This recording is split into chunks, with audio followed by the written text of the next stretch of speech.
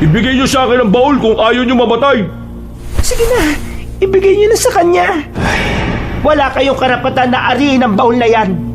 Para sa amin ang laman yan at hindi para sa inyo.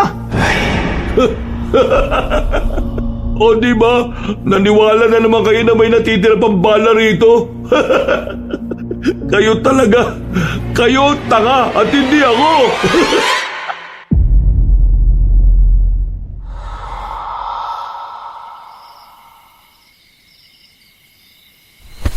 Kapal naman ang mukha mong sabihan ako na walang pera. Bakit? Ano ba tinapos mo? Katapusan ng mundo? Makapagsalita ka, akala mo kung sino ka matalino ah. Wala ka rin naman narating. Puro ka bulakbol nung pinag-aaral ka, kaya simpleng sentence hindi mo maintindihan. Bakit ka ba nagagalit? Tama naman sinabi ko ah. Wala kang kwenta pagdating sa pagtulong kay Papa. Mampira ka kasi. Kakausapin mo lang na maayos yung kliyente, hindi mo pa magawa. Palagi kasing mainit ulo mo eh. Kaya wala kang syota kasi ganyan ang ugali mo eh. May pabasag-basag ka pa ng flower base. Kala mo naman talaga, may bitaw eh. Bakit? Tingin mo, ito lang ang kaya kong gawin? Bakit hindi natin subukan? Ano? Pasensya ka na ah. Kahit kasi wala akong tinapos na degree, disente akong tao. Di kita papatulan dahil baka bumaba moral ko. Mahanap pa na lang ng ibang walang kwentang tao para kalibel mo. Ang sabihin mo, duwag ka. Noong mga bata nga tayo, lagi kang umuuwing umiiyak eh. Kasi, duwag ka. Hanggang ngayon, dala-dala mo pa rin yun eh. Duwag ka kasi. Isip bata ka lang. Matagal na yung big deal para sa'yo. Wala ka nang ibang may bato sa akin eh. Kung sa bagay, ano nga naman ang may babato mo sa akin? Marami naman akong nagagawa para kay Papa. Ikaw, wala. Minsan ka lang kumilos, palpa ka pa. Oo na. Kayo na matatalino. Ako na nga tanga rito eh. Buti naman, alam mo. Pero ako, hindi akong dahilan kung bakit nawalan tayo ng nanay. Ikaw, kayo. Kung hindi nyo sana pinilit na magsimba nung araw na yun, hindi siya tinamaan ng ligaw na bala sa ulo. Kasalanan nyo kung bakit namatay si Mama eh. Ano naman ba yan? Nag-aaway na naman ba kayo? Gabing-gabi na, ang iingay nyo pa rin. Ano bang problema nyo? Ito kasing kapatid natin na bida-bida eh. Inako yung trabaho na dapat sa akin. Ayun, nag-back out yung kliyente ng dahil sa ugali niya. Tinaasan ba naman kasi niya ng boses eh. Bakit mo naman kasi ginawa yun, Dondon? Hindi ko kasalanan na mabagal makaintindi yung kliyente. Saka, sinabihan niya ako mataba eh. Pambihira ka naman. Hinayaan mo na lang sana yun. Totoo naman na mataba ka eh. Anong hinayaan? Niinsulto ako eh. Sa mundo ng negosyo, dapat sanay ka na sa mga ganyang bagay. Ang pinakamalaga kasi sa ganyan, yung mapapayag mo sila. Boss mo sila sa pakikipag-usap. Pero kapag pumayag sila, dalawa na kayong boss. Gamitin mo naman kasi yung utak mo, Dondon. Ambag-ambag ka naman. Manimik ka na nga, kuya. Makikigatong ka pa eh. Yayabang nyo. Kala nyo naman kung sino magagaling. Kung sana, binigyan lang ako ni Papa ng tamang spotlight. Di sana natutunan ko rin lahat ng dapat kong malaman. Alam mo kung talagang gusto mong matutunan ng isang bagay, di mo kailangan ng spotlight eh. Alam mo ano kailangan mo? Matalinong utak. Kaso, wala ka nun. Ba't sumusobra ka na? Kanina ka pa. Ano ba? Tumigil nga kayo. Ano ha? Maagas ka, di ba? Ano? Ha? Abay, wisit ka. Ano pala? Gano? Ha? Ano? Uy! Tigil nyo na nga yan. Pareho naman kayong palyado eh. Kahit na magsuntukan kayo riyan, ako pa rin naman ang pagkakatiwalaan ni Papa. Dahil ako ang mas may alam sa lahat. Sus! Nagbuhat ka na naman ng bangko. Kahit na kailan, napakayabang mo talaga. Ikaw ang may alam ng lahat? Mas hirap na hirap nga si Papa kapag ikaw ang kasama niya eh. Alam mo ba kung bakit nahihirapan siya kapag magkasama kami? Kasi naman, ang dami naming kliyenteng dapat kausapin. At ang mga kliyente na yon, lahat pumayag dahil sa akin. Kaya kayong dalawa ha, Kahit na magpatayan kayo, wala rin mangyayari. Kuya Rigor naman kasi, huwag ka na nga makisali. Kailangan kasi ng dalawang to makarinig ng real talk eh. Para naman mas naiintindihan nila na walang karapatang mag-away yung mga taong wala namang silbi. Hoy, magdahan-dahan ka sa pananalita mo ha. Baka hindi kita matansya. Huwag ka masyadong mahangin, Rigor. Baka hindi mo kayanin kapag sinaktan kita. Ano? Idadaan mo ako sa laki ng katawan mo? Sa mga taba mong nakalaylay? Abag gago ka rin talaga, no? Ha? Matagal na ako nagtitimpi sa'yo, ha? Bitiwan mo ako! Buisit ka! Aray ko! Gusto mo ba? Ano, ha? Sinabi nang tumigil na kayo eh. Ay, anong kaguluhan to, ha? Anong ginagawa niya? Saka lamang tumigil ang tatlong binata nang dumating ang kanilang uugod-ugod ng ama. Gamit-gamit na matanda ang tungkod nito at inaalalayan pa ng isang bodyguard. Huminahon naman ang tatlong lalaki. Hingal na hingal sila at mararamdaman pa rin ang galit sa isa't isa. Habang si Isabel naman, napasandal na lang sa gilid. Para itong isang ina na hindi maawat ang mga anak. Naabutan kasi namin ni Kuya Rigor na nag-aaway itong si Kuya Larry at Kuya Dondon. Dahil daw sa kliyenteng nag-back out. Tapos, maya-maya lang, nakikipagsagutan na rin itong si Kuya Rigor. At nagkandalabo-labo na sila. Hindi ba kayo nahihiya kay Isabel? Siya itong bunso at nag-iisang babae. Siya pa itong nangungonsumi sa inyong mga kuya niya. Larry, sinabi ko naman sa iyo na ayos lang ang nangyari. Hindi mo na kailangan pagsisihin si Don dahil ayaw ko rin naman ng kliyenteng yon. Ikaw naman, Don, sinabihan na kita na huwag ka nalang papatol. Pero anong ginawa mo? At ikaw, Rigor, ikaw ang panganay, pero nakisali ka pa sa mga yan. Buti nga wala akong hawak na baril eh. Lakasan mo! Huwag kang bumubulo kung talagang matapang ka! Tumigil na kaya! Malapit na nga akong mamatay eh. Ganyan pa ang ginagawa niya. Sa halip na nagtutulungan kayo, ay mas lalo pa kayo nagkakawatak-watak! Sa sinabing yun ng matandang lalaki ay tanging si Isabel lamang ang nabigla. Habang ang tatlong lalaki naman, normal lang ang reaksyon. Bagay na nagdulot ng palaisipan para sa dalaga. Agad siyang lumapit sa kanyang ama. Pa, anong sinasabi mo? Meron akong problema sa kidney ko. At ang sabi ng doktor sa akin, baka hindi na ako tatagal ng 1 taon. Nagbibiro ka lang, di ba, pa? Hindi. Ito talaga ang totoo.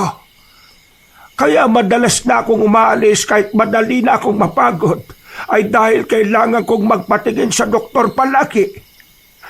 Mga anak, malapit na akong mawala sa mundong ito. Kaya naman, sana'y magkasundo na kayo.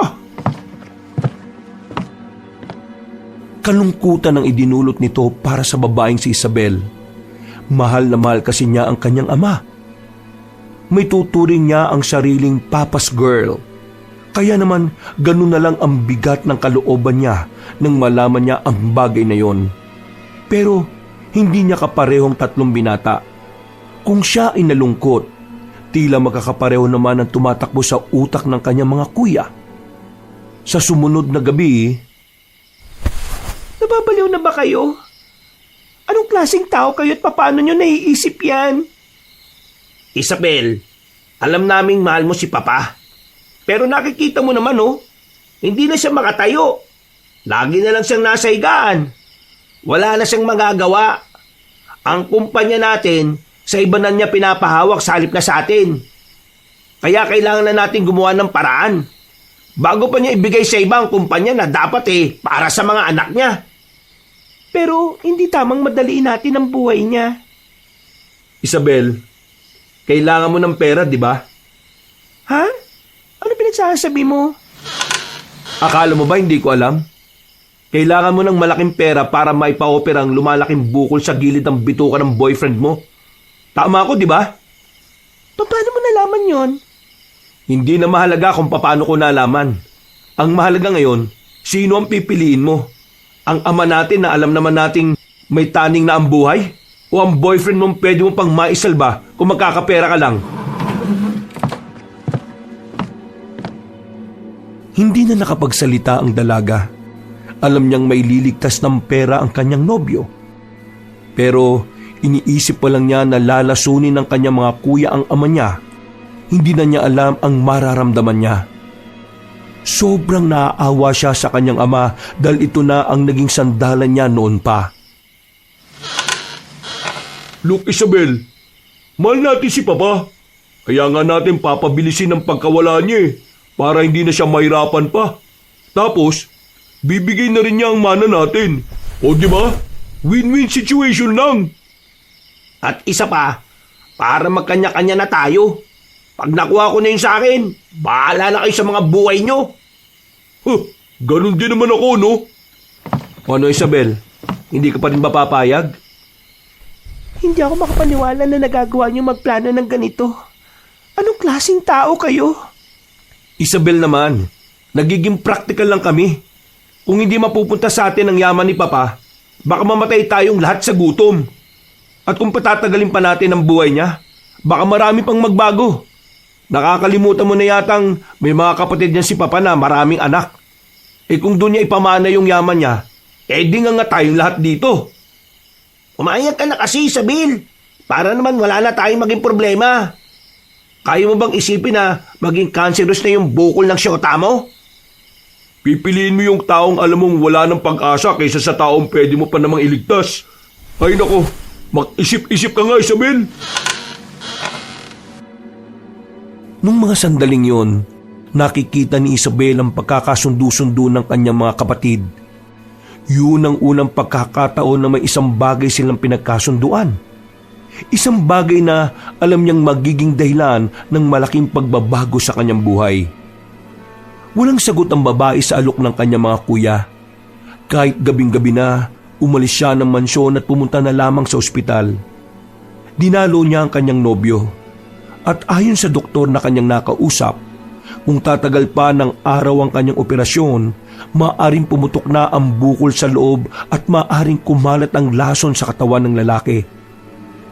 Gulong-gulo ang utak ni Isabel. Mahal niya ang lalaki, pero mas mahal din naman niya ang kanyang ama. Hindi niya alam ang gagawin. Bumalik siya ng mansyon dakong 2:00 na ng madaling araw. Oh, saan ka ba galing, Isabel? Madaling araw na. Nakapagdesisyon na ako. Nang marinig yun ng tatlo, binitiwan nila ang mga hawak na baso ng alak. Nagkakatinginan ang mga binata. May ngiting unti-unting sumilay sa kanilang mga labi. Papayag na ako, pero sa isang kondisyon. Pambira naman babae to. May pakondisyon-kondisyon pa. Ano ba yun? Umisip kayo ng ibang paraan na wala na mararamdamang sakit si Papa. Huwag lason. Huwag din yung marahas. Yung unti-unti lang siyang makakatulog ng walang mararamdaman kahit na paghihirap. Nako, pahihirapan mo pa talaga kami. Yun na lang ang natitira kong hiling para sa kanya. Rigor, pagbigyan na natin to. O sige. Pagbibigyan ka namin ha. Pero hindi ko din alam kung paano gagawin yung sinasabi mo. Ako, may alam ako. Sumilay ang magandang ngiti ni Dondon. Hindi na muna niya to sinabi kung ano yun. Inihanda na muna nito ang kanilang sasakyan.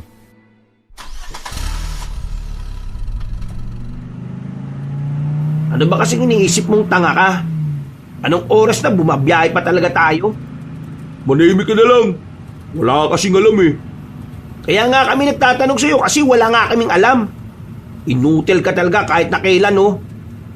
Dondon, sabihin mo na kasi ngayon. Nangako ka kanina na sasabihin mo kapag nasa biyahe na tayo. Ganito yun. Meron akong kilalang albularyo. May tinitinda siyang liquid na ginagamit sa matatanda kapag malapit ng mamatay. Pinapainom yun. Pinapatulog. Tapos, hindi na magigising. Safe ba yan? Natawa ang tatlong binata sa tanong niya. Nakaramdam siya ng insulto, pero nanahimik na lamang siya. Gamitin mo nga utak mo, Isabel. Hindi safety ni Papa ang iniisip natin. Iniisip natin kung paano siya mapapadali. Don, siguraduhin mo lang na epektibo yung sinasabi mo, ha? Kasi malilintikan ka talaga sa akin. Bugbugin natin ang ungas na yan kapag walang kwenta yung naisip niya. Uy, kumalma nga kayo. Hindi malaman ni Isabel kung anong klase ng demonyo ang pumasok sa mga kapatid niya. Hindi naman ganito ang pagkakakilala niya sa tatlo. Napagtanto niya na talagang iba nga talaga ang naggagawa ng pera. Dahil dito, handa silang patayin ang ama nila. Makalipas lang ng ilang sandali, tumigil na rin ang kanilang sinasakyan sa harapan ng isang bahay. Sa labas pa lang ng bakuran, nakikita na nilang parang bahay nga yun ng isang albularyo. Marami kasing abubot sa labas. Mga gamit na parang ginagamit sa paggawa ng kung ano-anong halamang gamot. Kilala mo ba yung sinasabi mo? Hindi, pero lagi ko itong nadadaanan dati. Narinig ko lang yung tungkol dun sa liquid na pinapainom niya. Hindi mo naman pala kilala, siraulo ka. Baka mamaya tayo ang patayin yan eh. Utak mo may ubo. Tingin mo papayag tayo? Kaya nga ako nagdala nito oh. Oh, bakit ka nagdala ng ganyan? Itago mo nga yung baril na yan. Proteksyon to sa sarili natin. At pwede ko rin gamitin kay Larry kapag nabwisit na ako sa taong to. Oy, huwag ka magbiro ng ganyan ha. Baka sa'yo ko gamitin yan.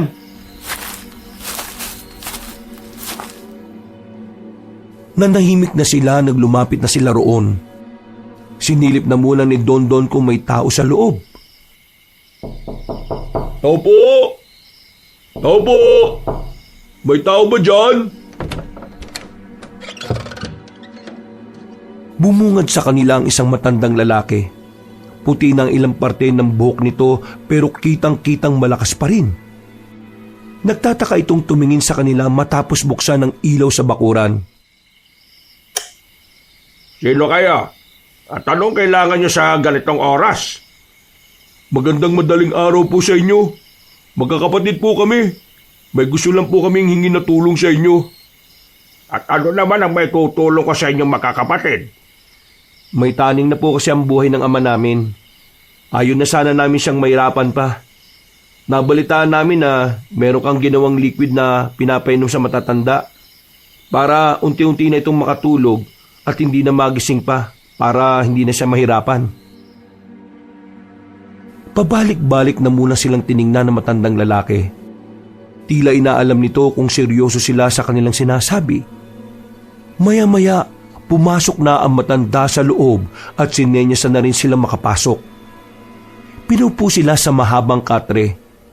Hindi naman maiwasan ni Isabel na mapatingin sa mga disenyong nasa gilid. Nanibago siya sa mga nakikita. Para kasi sa kanya, parang hindi naman talaga totoong albularyo ang napuntahan nila. Ang tunay kasing albularyo para sa kanya ay yung kagaya rin nila ng Panginoon na sinasamba. Pero sa nakikita ng dalaga, mga imahe ng demonyo ang mga nasa pader. Noong nakarang taon pang huling may pumunta dito sa akin para sa parehong gusto ninyo. Pero, pwede ko bang malaman ang pinakadahilan kung bakit nyo ito gustong gawin? Gusto na rin ba ng ama nyo na mawalay siya sa mundong ito? Kagaya nga po na sinabi namin kanina, gusto na naming matapos ang paghihirap niya. Naawa na kami sa kanya. Saka, sinabi na rin niya sa amin na hindi na niya kaya pang tumagal. Hindi kung ganon, ibibigay ko na sa inyong botelya. Sandaling tumayo ang matandang lalaki. Pagbalik nito ay may daladala na itong botelya na merong lamang kulay itim na likido sa loob. Agad nitong inabot kay Don. Kapag pinainom nyo ito sa ama ninyo, huwag nyo siyang dadalhin sa morgue. Maaring malaman nilang ganitong ginawa ninyo. At baka isipin pa nilang nilason nyo ang inyong ama. Huwag nyo ring ipapakremate ha, kasi maaamoy. Ilibing nyo lang siya kaagad kapag namatay na siya. Magkano naman po ito? Kahit na magkano, donation lang naman eh. Okay, sige. Eto, okay na ba yan? Nako, ang laki na nga nito eh. Sigurado ka ba dito sa binigay mo? Wala pong problema sa pera. Babalik naman yan eh. Basta siguraduhin nyo lang na tatalab yan ha. Tatalab ito. Maliwala kayo sa akin. Napalunok na lamang ng laway si Isabel dahil kinakabahan siya. Sa kabilang banda, nagagalit siya sa kanyang sarili. Hindi siya makapaniwala na nagagawa niyang hayaan na lang ang tatlong kuya niya.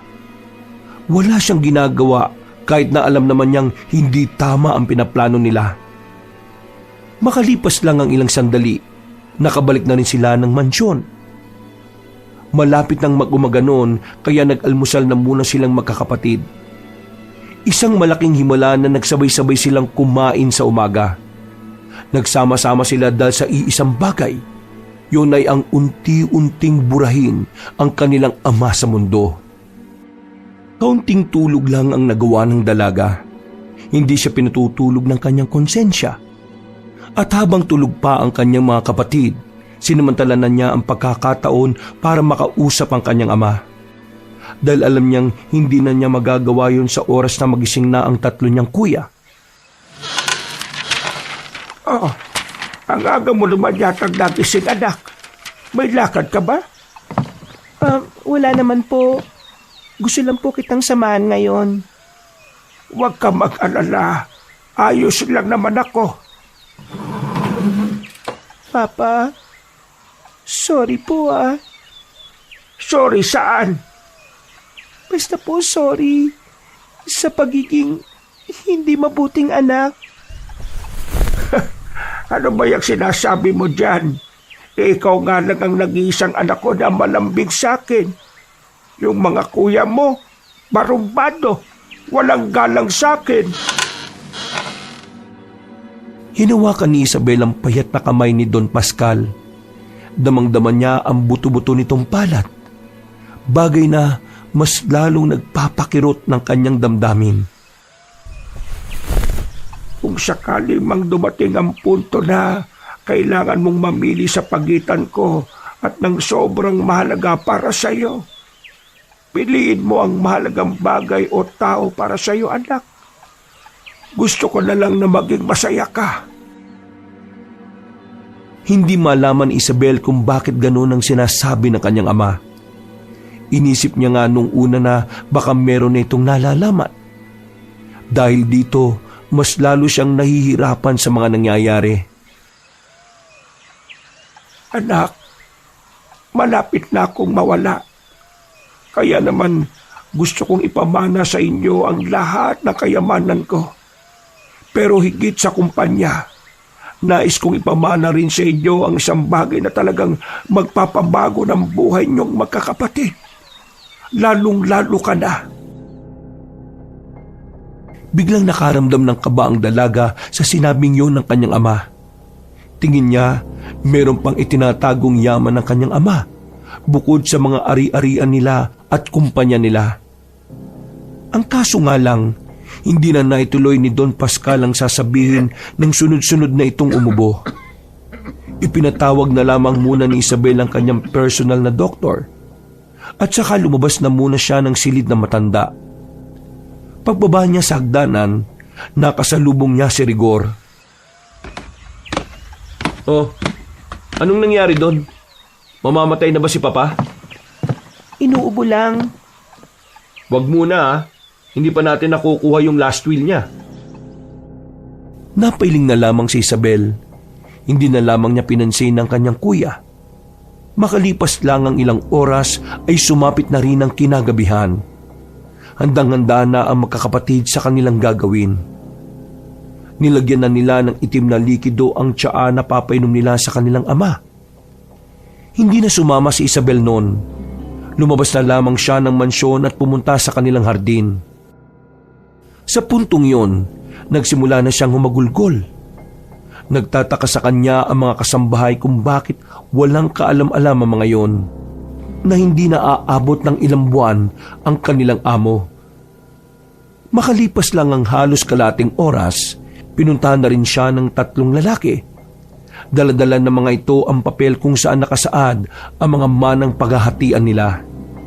Pero mukhang hindi masayang 3 lalaki sa kanilang nalaman.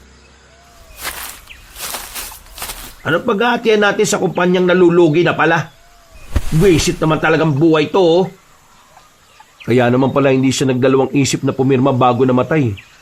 Latak na lang pala yung paghahatian natin. Ay nako, nakakainis talagang buhay to, oh. Dapat pala hinintay na lang natin siyang mamatay eh. Nagmadali pa tayo. Wala naman pala tayong mapapala. Anong sinasabi nyo? Anong nangyayari? Yung kumpanya natin, mag-6 na buwan na palang nalulugi. Wala na tayong mamanahin doon. Puro barya na lang. Kasi baka sa susunod na buwan, bumagsak na yon. At iba na rin ang humawak. Halos nanlambot si Isabel. Hindi na niya alam kung paano niya pa may sasalba ang buhay ng kanyang nobyo kung walang mapupuntang pera sa kanya. Wala na ba talagang yaman si Papa na pwede natin paghatian? Nakakainis naman tong tatay natin, oh. Bakit hindi man lang niya sinabi sa atin ang tungkol doon? Merong nasabi sa akin si Papa kaninang umaga. Napaayos ng upo ang kanyang mga kapatid nang marinig yon. Tila bumakas ang pag-asa sa mata ng mga ito. Ang sabi niya, may isa pa raw siyang yaman na ibibigay niya sa atin. Pero hindi na niya nasabi kung ano eh. Bigla na lang kasi siyang inubo-ubo. Yaman? Teka. Bakit? Alam mo ba kung nasaan yun? Baka naman suluhin mo lang ha. Huy, manahimik na nga muna kayo. Nasaan ba si Aling Hermina? Bakit? Anong meron sa kanya? Naalala ko na. Nung nakaraang taon, narinig ko si Papa at Aling Hermina na nag-uusap. May pinag-uusapan sila na kapag namatay raw si Papa, may ituturo si Aling Hermina sa atin na mamanahin natin. Tama. Si Aling Hermina ang pinakamatagal na niyang kasambay eh. Kaya sigurado may nalalaman nga siya. Teka lang naman. Si Papa, asikusuin na muna natin. Mamaya na yun. Mas mahal ka si Aling Hermina ngayon. Hinanap nila ang matandang babae sa loob ng mansyon. Agad naman nila itong nakita at dinala sa isang silid na hindi naaabot ng mga kasambahay. Makakasama silang 5 noong mga sandaling yon. Nagtataka naman ang matandang babae kung ano ang nangyayari. Mga sir, ma'am, ano pong nagawa ko? Bakit po ninyo ako dinala rito? Ito naman si Aling Hermina, kabado ka agad eh. Aling Hermina, wala kaming gagawing masama sa'yo. Kailangan ka lang naming makausap. Tungkol ito sa mana namin kay Papa. Eh, bakit sir? Wala na po ba si Don Pascal? Ay nako, ako lang muna magtatanong, Aling Hermina. Makinig ka na muna, pwede ba? Huminga ng malalim si Rigor. Pinaupo nila matandang babae. Nung mga oras na yun, kabado rin si Isabel kung makikisama ba sa kanila si Aling Hermina. Kilala niya kasi ang matanda. Mas malino pa sa tubig ang katapatan nito sa kanilang ama. Kaya nababahala siya na baka hindi nito sabihin sa kanila. Aling Hermina, magsasalita ba kayo o hindi? Pagbana. Oo, alam ko kung nasaan. O yun naman pala eh. Nasaan nga? Ituro mo na sa amin at ang mapaghatian na namin. Isa yung baol na kasing laki ng planggana. Kulay itim na baol na may malaking kantado. Nasa akin ang susi. Ibibigay ko sa inyo dahil sa inyo naman talaga yon ipinamana ni Don Pascal. Saan nga nakatago? Diyos ko naman, dami pang sinasabi. Wala yun dito. Inutusan niya akong ilayo rito. Nakatago yun sa bayan ng San Rafael. San Rafael? Ang layo naman nun. May bahay tayo doon, di ba? Sa bahay mo ba namin yun nilagay? Nung una, doon ko itinago. Pero kalauman nawala na roon. Sinabi sa akin ni Don Pascal na ipinagkatiwala niya yon sa isang matandang lalaki na nagngangalang Domeng. Hindi ko alam kung anong ugnayan niya ron. Hindi ko pa rin yun nakikita. Ang alam ko lang, sa San Rafael siya nakatira. Pambira naman talaga tong si Papa oh. Pahihirapan pa talaga tayo eh. Nasa akin naman ang susi. Ang kailangan nyo lang gawin ay mahanap ang matandang yon. Alam niyo po ba kung anong nilalaman ng baul na yon? Hindi ko alam kung ano. Ang sabi lang sa akin ni Don Pascal, mahalagang mahalaga yun sa kanya. Na kahit ano, hindi niya sinabi sa akin kung ano ang nasa loob. Ang sabi niya kasi, para daw yun sa inyong magkakapatid. Tingin ko, ito na yung Yamashita Treasure. Anong pinagsasabi mong Yamashita Treasure? Walang ganun. Aling Ermina, ibigay niyo na nga sa amin yung susi. Pagkatapos namin asikasuhin si Papa, pupuntahan na kagad namin yon. Pakiramdam ko talaga, mga diamante galing sa ibang bansa yung naroon eh. Naalala niyo ba nung umuwi si Papa galing sa Australia? Nabanggit niya noon na mag-uuwi siya ng diamante galing sa mga kaibigan niya ron. Sa sinabing yun ni Dondon, tila nagkislapan ng mga mata ng magkakapatid. Ang bukod tanging hindi lamang masaya noon ay ang matandang si Hermina. Si Isabel, tuluyan na rin bumigay. Nagagawa na nitong maging masaya kahit na alam niyang wala na rin ang kanyang ama. 2 araw ang nagdaan. Wala nang burol na naganap. Matapos may paalam ni Rigor sa kumpanya na wala na ang kanyang ama, inilibing na rin nila ito.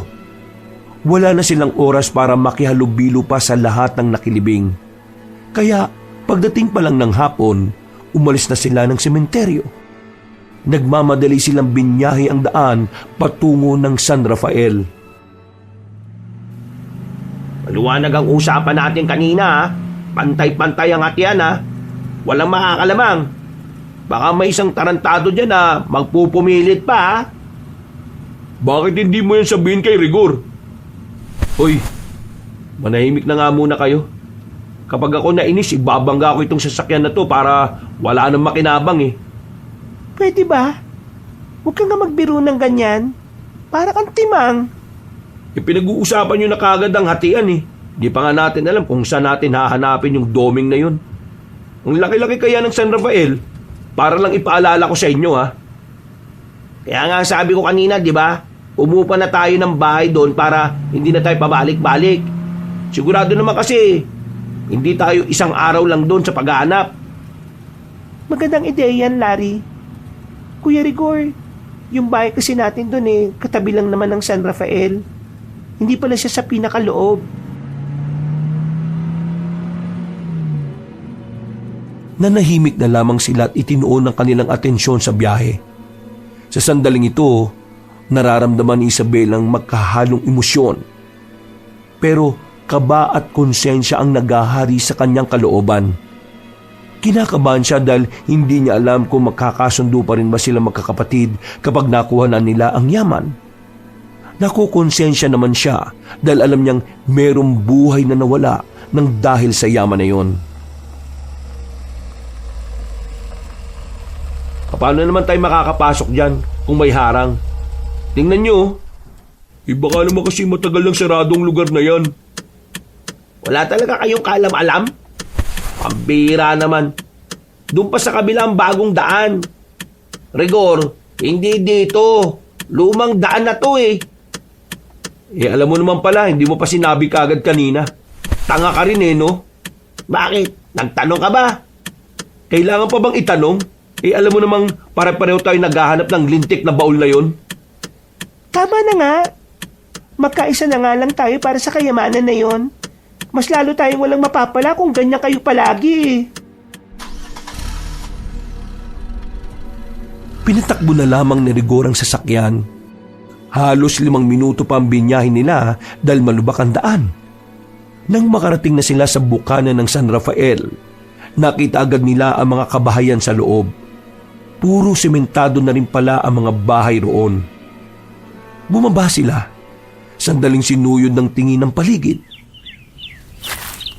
Ayos din pala rito eh. Ganito na rin mga bahay sa bayan, di ba? Progresibo na kasi itong lugar na ito. Ano ba ibig sabihin nun? Malamang alam ko yun. Di naman tayo pareho ng utak eh. Hoy! Bumalik na kayo rito. Bakit ba kayo nasa labas? Ang sabi ko, paalis lang ng kahoy. Tumambay na talaga kayo dyan. Mga inutil talaga itong mga to. Oh. Nang pumasok na si Dondon at Larry sa sasakyan, ay umabante na rin sila papasok ng baryo ng San Rafael. At dahil alas 6 pa lamang ng gabi noon, may mga tao pa rin naman sa labas. Nakatingin pa ang mga yun sa kanila. May lumapit pa at nagtanong kung ano ang gagawin nila sa lugar. Nagdaylan na lamang sila na magbabakasyon sila. Tinuro sa kanila ng mga tao ang dulong parte ng San Rafael, na kung saan wala na gaanong bahay roon. Kung meron man, ay magkakalayo naman. May nakausap silang lalaki na may-ari ng isang paupahan. Malaking bahay ang nakuha nila para tirhan ng ilang araw. Maarte kasi ang tatlong lalaki. Hindi sanay na matulog ng makakatabi. Matapos makausap ang lalaki, ay nagbayad na rin sila. Pansamantala lang naman sila roon kaya hindi na nila kailangan ng maraming gamit. Maayos na kama at malinis na unan lang ay sapat na sa kanila. Okay na rin tong bahay na to. Ang mahalaga eh, may matutulugan na tayo. Saan tayo magsisimula ngayon? Mamaya, pagtapos ng dinner, lalabas tayo. Magtatanong-tanong tayo kung may nakakakilala kay Mang Doming. Noong mga sandaling yun, pinagsaluan na lang muna nila ang nadala nilang pagkain.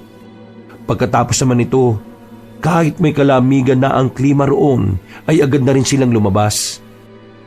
Inisa-isa nila ang mga kabahayan na makikita nila. Pero wala ni isa sa mga yun ang may nakakakilala sa matandang si Doming. Hindi pa man sila tumatagal ng 1 oras sa paghahanap, nabuburyo na ang lalaking si Dondon. Mukhang pinagtripan lang yata tayo ni Aling Hermina eh. Wala naman tayong mahanap na Doming dito.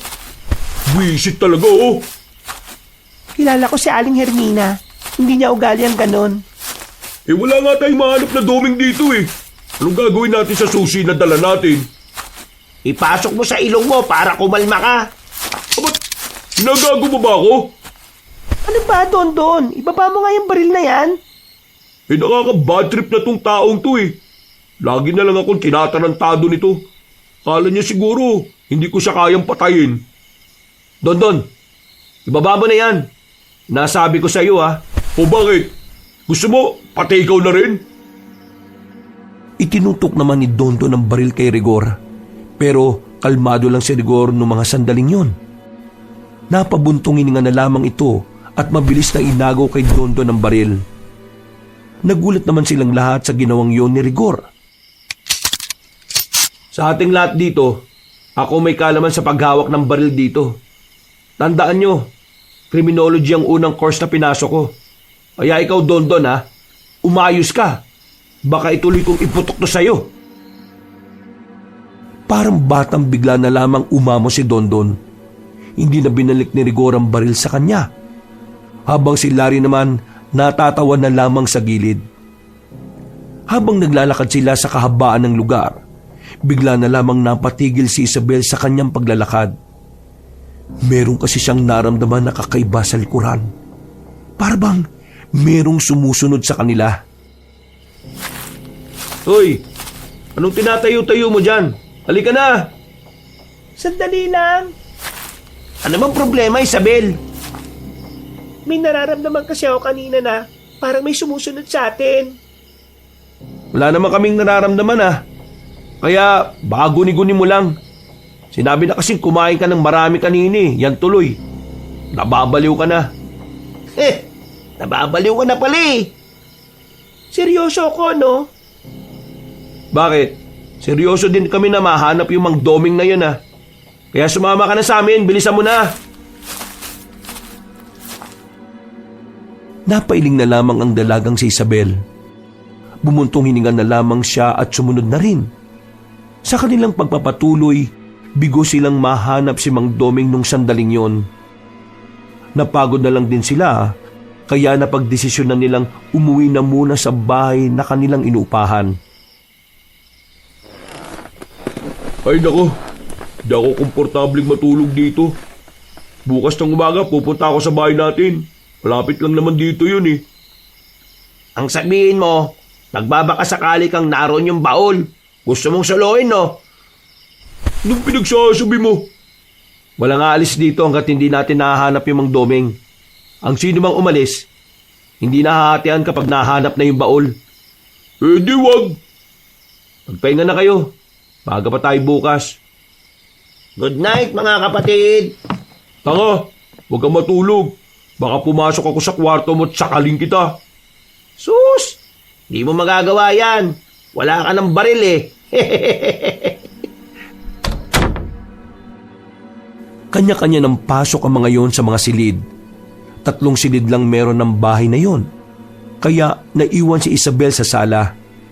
Hindi man lang siya inalok ng mga kuya niya na patulugin sa silid. Walang nagmagandang loob na makipagpalitan sa kanya. Pero wala namang problema sa kanya yon. Noon pa man, sanay na siyang hindi babae ang turing sa kanya ng mga kapatid niya. Humiga na lamang siya sa sofa. Bumuluktot siya roon dahil malamig ang klima. Wala pa siyang kumot. Tis-tis na lang talaga ang kanyang ginawa. Makalipas ang kalahating oras, hindi pa rin makatulog ang dalaga. Samantalang ang mga kuya niya naririnig na niyang nahihimbing na sa pagtulog.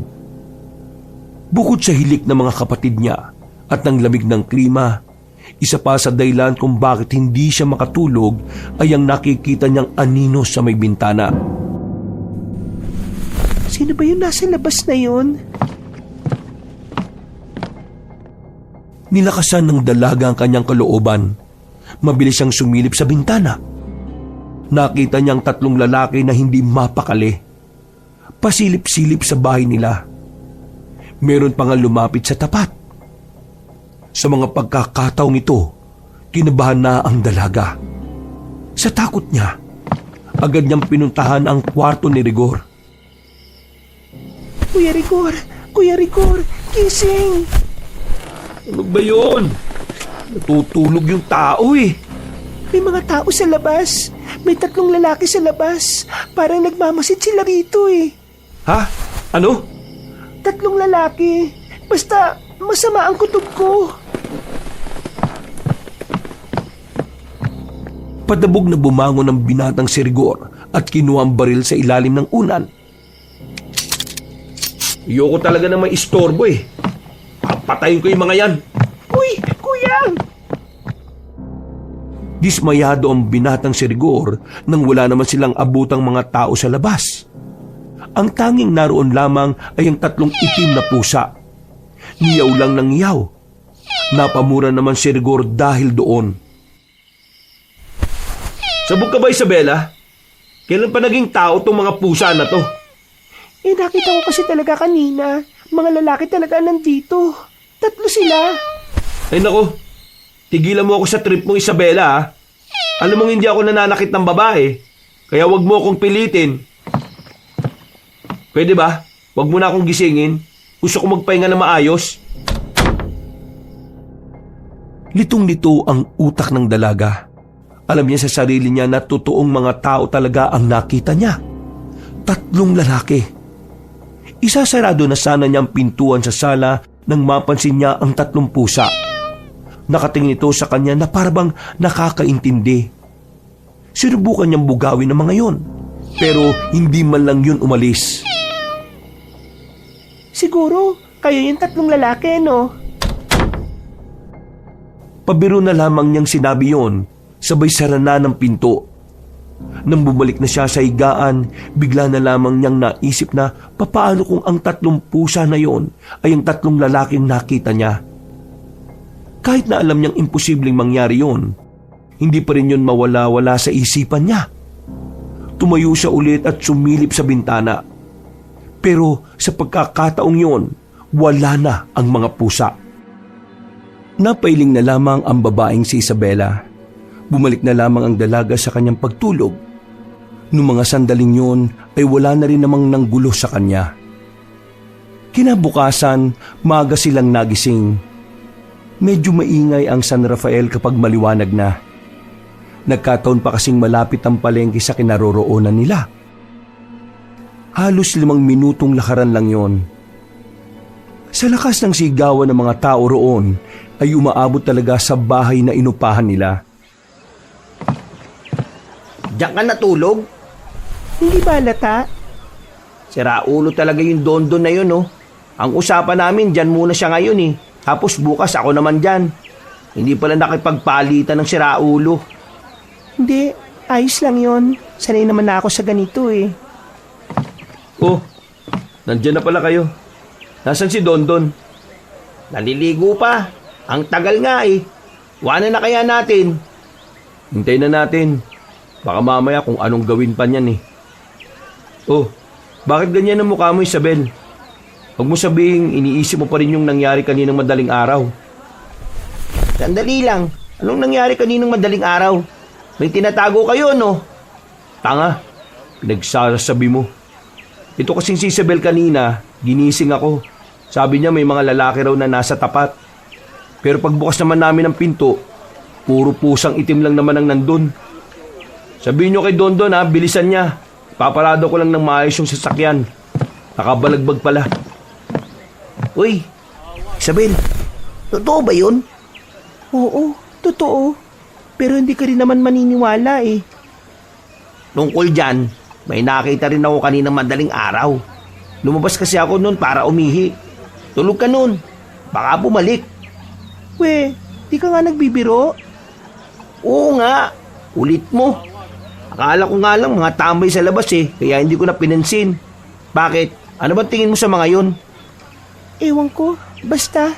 Hindi ako komportable. Iniisip ko nga na sila yung pusa eh. Ha? Paano mangyayari yun? Ano yun? Aswang? Hindi agad nakapagsalita ang dalaga nang marinig ang sinabing yun ng kanyang kapatid. Naramdaman na lamang niyang nagtindigan ng kanyang mga balahibo. Yun din kasi ang naiisip niya. Mas lalo pang nadagdagan ng kanyang kaba nang malaman na maging si Larry ay ganun din pala ang iniisip. Uy, para kang timang. Binibiro ka lang. Katukin mo na yung isa doon, oh. Nabubisit na si Rigor, eh.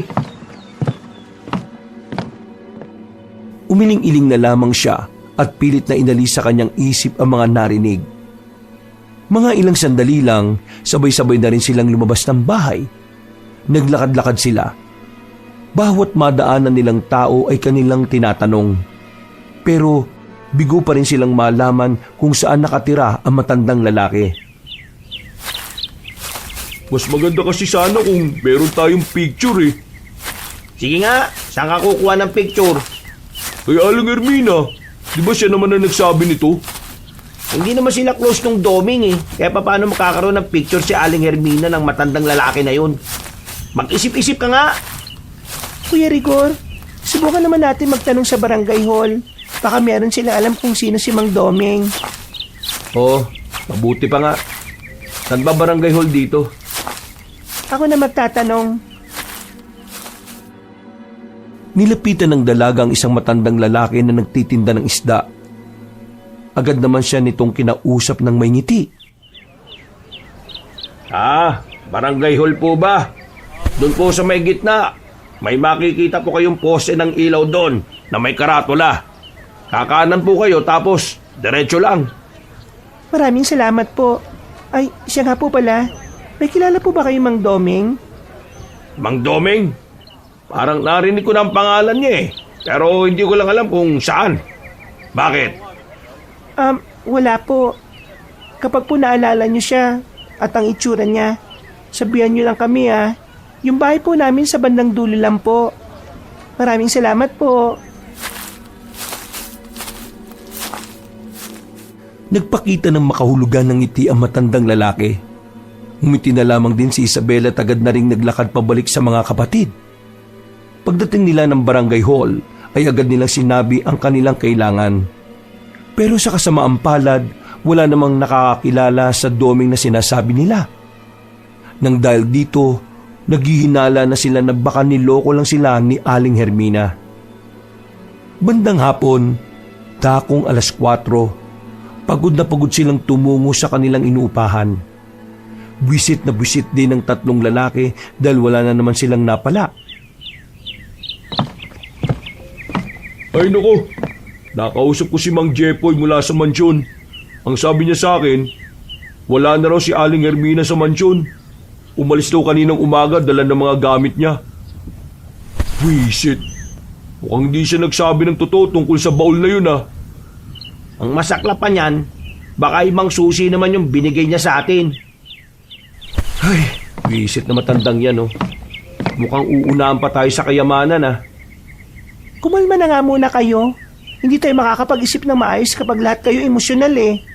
O sige nga, sabi mo nga kung anong pwedeng gawin. Hindi nakapagsalita ang dalaga. Kahit din naman siya ay hindi rin alam ang gagawin. Minabuti na lamang din niyang manahimik sa gilid. Tulala ang magkakapatid. Pare-parehong nag-iisip. Nang unti-unti nang kumakagat ang dilim sa paligid, isang matandang lalaki ang kumatok sa kanilang pintuan.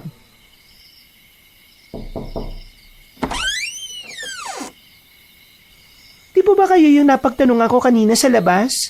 Ano pong kailangan nyo? Ako ang kailangan nyo. Sandali, sino ka ba? Ako yung Mang Doming na hinahanap ninyo. Wala kaming oras makipaglukuhan, Manong ah. Itong bad trip kami, huwag kang sumabay. Huy, bastos ka talaga sa matatanda no. Kumalang ka nga. Walang manners ang putik. Sige nga, kung ikaw nga si Mang Doming, paano mo kami makukumbinse? Naglabas ng ID ang matandang lalaki. May kinuha rin itong larawan sa pitaka na kung saan kasama nila ang kanilang ama. Itong larawan na ito ay kuha nung kasal ng kaibigan namin. Matagal na kami magkakilala ng tatay ninyo. Kung ikaw naman pala si Mang Doming, ituro mo na sa amin kung nasaan yung baul.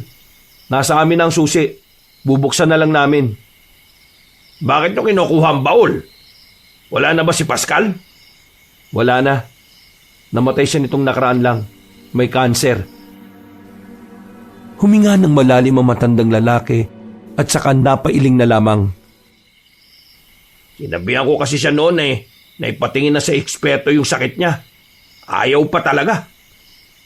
Pasensya na Mang Doming pero wala kaming oras makipagdaldalan. Kailangan na naming malaman kung nasa ng baul. Tungkol sa baul, wala yun sa akin. Ba't tinatarantado niyo ba kami?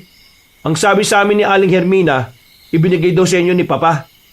Sino ba nagsasabi sa inyo ng totoo? Kuya naman, kumalma ka nga. Hoy Rigor, makinig ka nga muna kasi bago ka magmaktol dyan. Sige na Mang Doming, maupo kayo at sabihin niyo sa amin kung anong nangyari. Inihatid sa akin ni Hermina ang baul. May kasama pa nga siyang 2 lalaki nun. Inilagay ko ang baul dun sa bahay niyo, malapit dito. Pansamantala rin akong tumira dun. Kasi akong sinabihan ng tatay niyo na mag-alaga ng bahay. At bantayan na rin ang baul na binigay niya. Pero hindi ko inaasahan ang nangyari. May mga nagnakaw ng baul sa bahay. Sinubukan ko naman silang habulin pero nakakapagtaka na ang bibilis nilang makaalis. Ang bibilis nilang gumapang.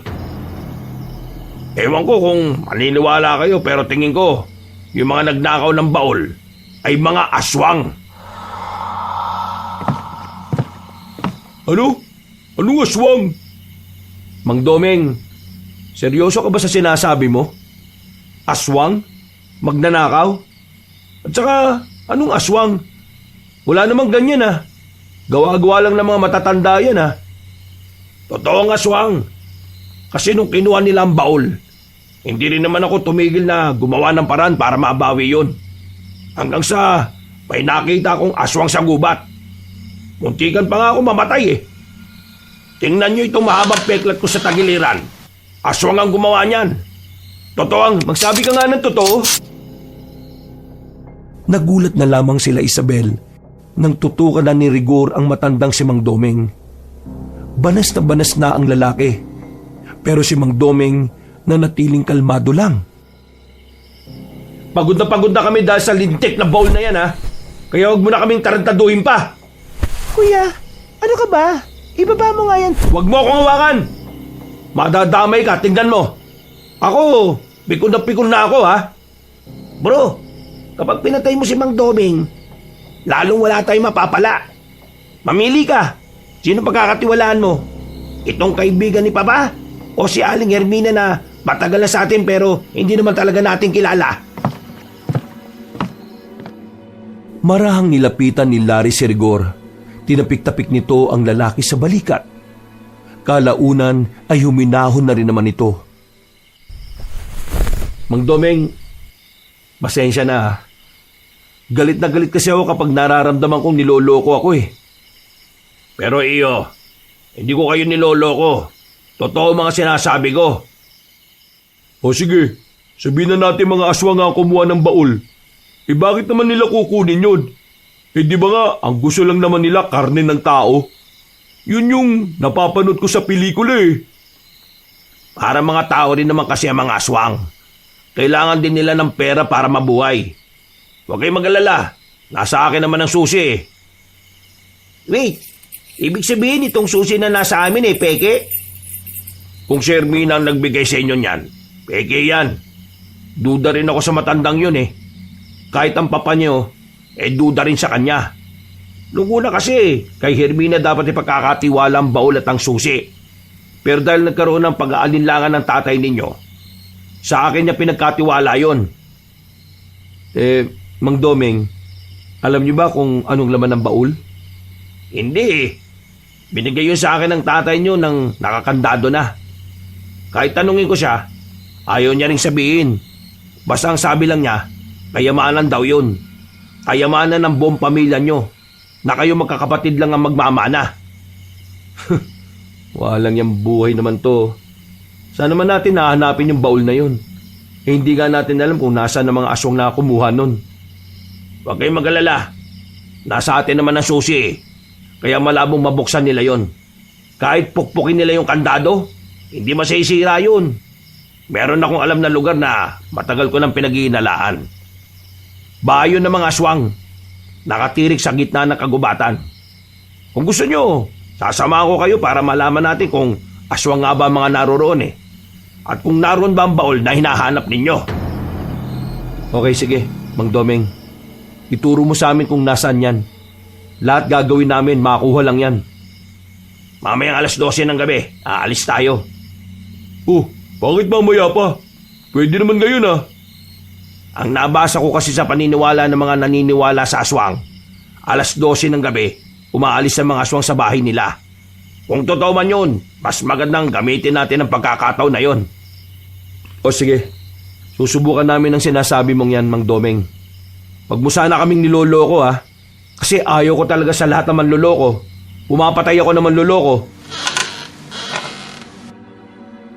Sa sinabing yun ni Rigor, nakita nilang nakaramdam ng kaba ang matandang si Domeng. Noong mga sandali ding yun, pakiramdam ni Isabel, lumalabas na rin ang tunay na kulay ng kanilang panganay.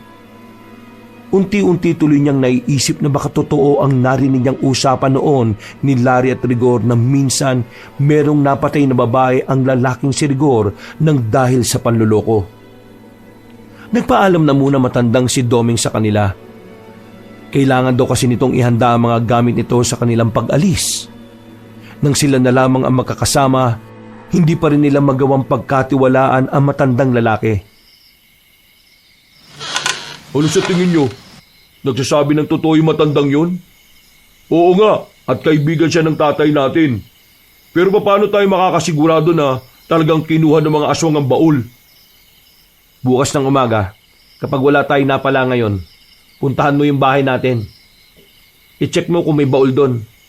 Wala rin akong tiwala sa Mang Domeng na yan eh. Kasi kung iisipin mo, no, sa dami ng pwedeng magnakaw, aswang pa. At kung aswang nga talaga, bakit yung baul pa ninakaw? Parang alam na alam nilang kayamanan ng laman ng baul na yun ah. Ibig sabihin, kaya alam ng mga aswangan tungkol sa baul, may nagsabi sa kanila. Ano yun? Sinabi ni Aling Hermina sa mga aswang? O baka isa rin siya sa mga aswang? Yung matandang yun. Aswang? Paano mangyayari yun eh? Bagal-bagal lang ang kumilos. Eh di ba lahat ng luto ni Mang Hermina walang bawang? Baka nga aswang siya. Ay, tigilan nyo na nga yung aswang-aswang na yan. Nakakairita na eh. Hindi naman totoo yan eh.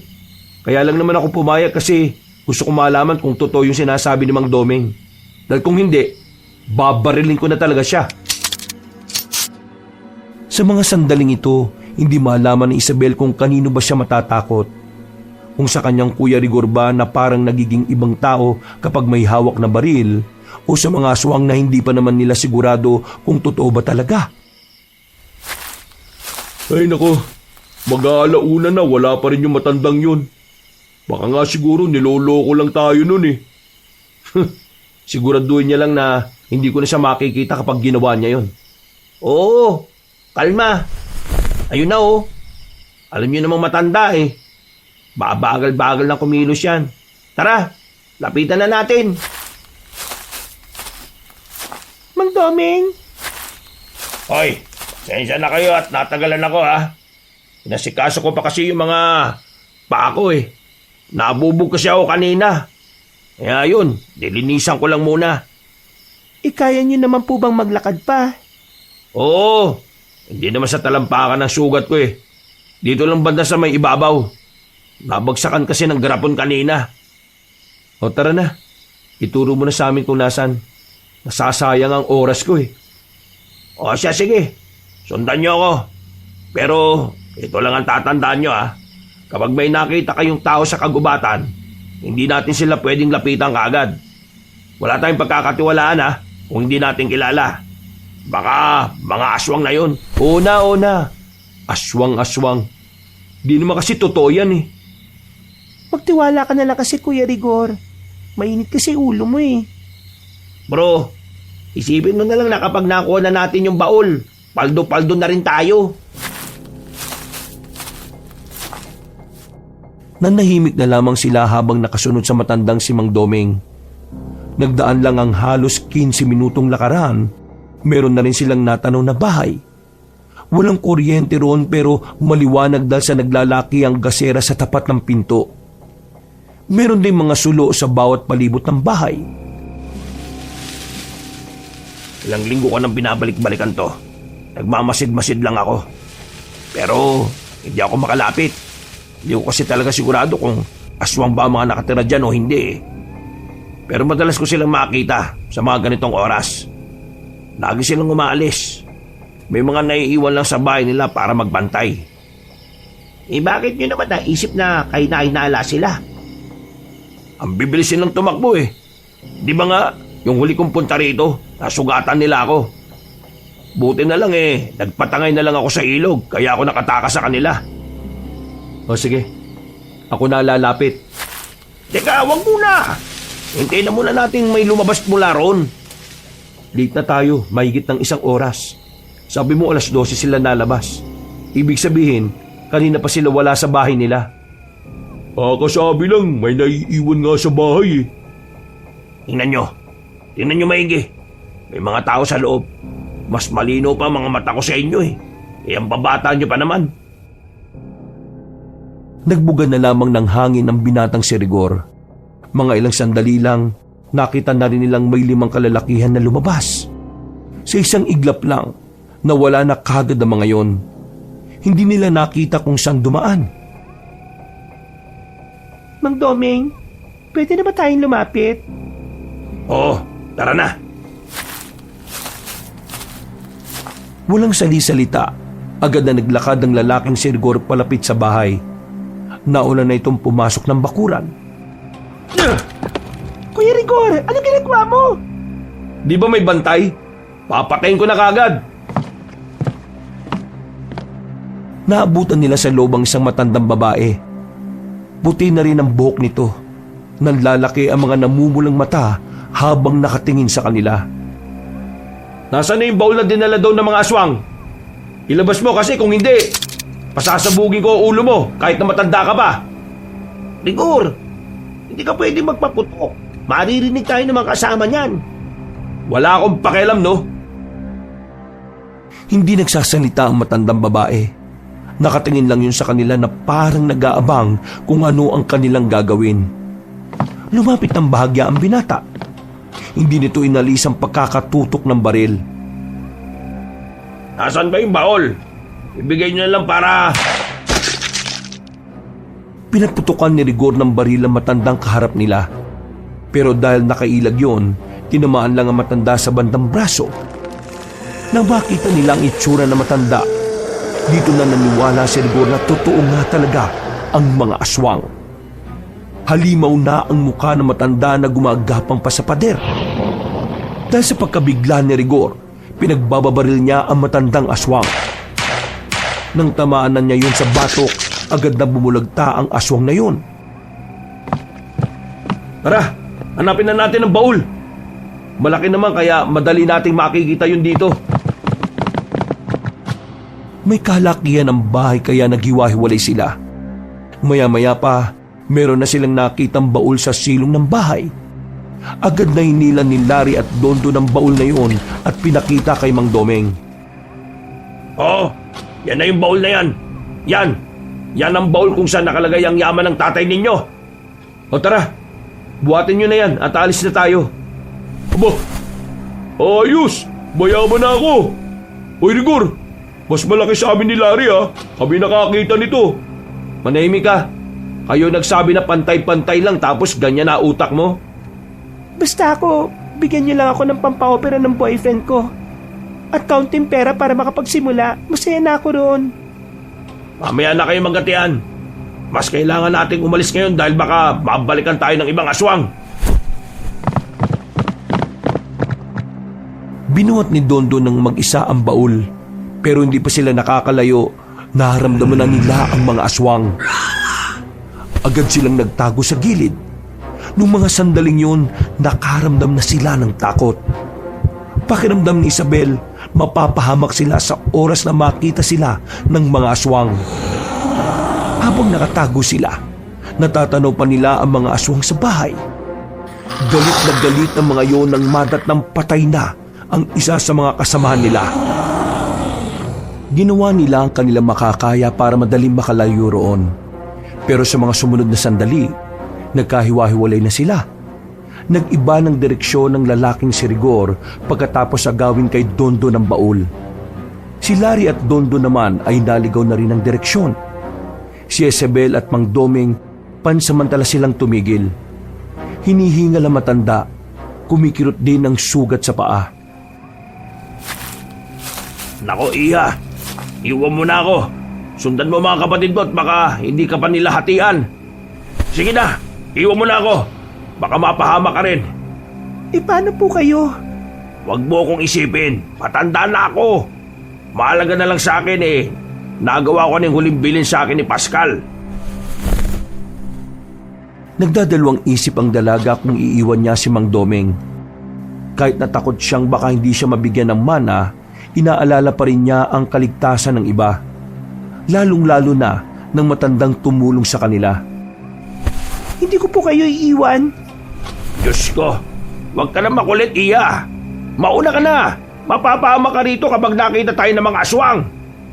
Hindi ko iiwan ang taong tumulong sa akin. Yun ang pangalan sa akin ni Papa nung malakas pa siya. Ikaw yata nagmana ng ugali ng papa mo no?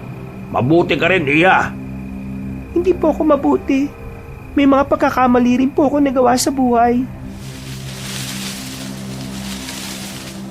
Nanahimik ang dalawa nang bigla na lamang makarinig sila ng mga kaluskos. Sumiksik sila sa gilid ng malaking ugat ng puno. Dumapa silang dalawa. Wala na silang pakialam kung sumubsob sila sa lupa, wag lamang silang makita ng mga nilalang. Nang makalagpas na sa kanila ang mga aswang, saka lamang sila nakahinga ng maayos.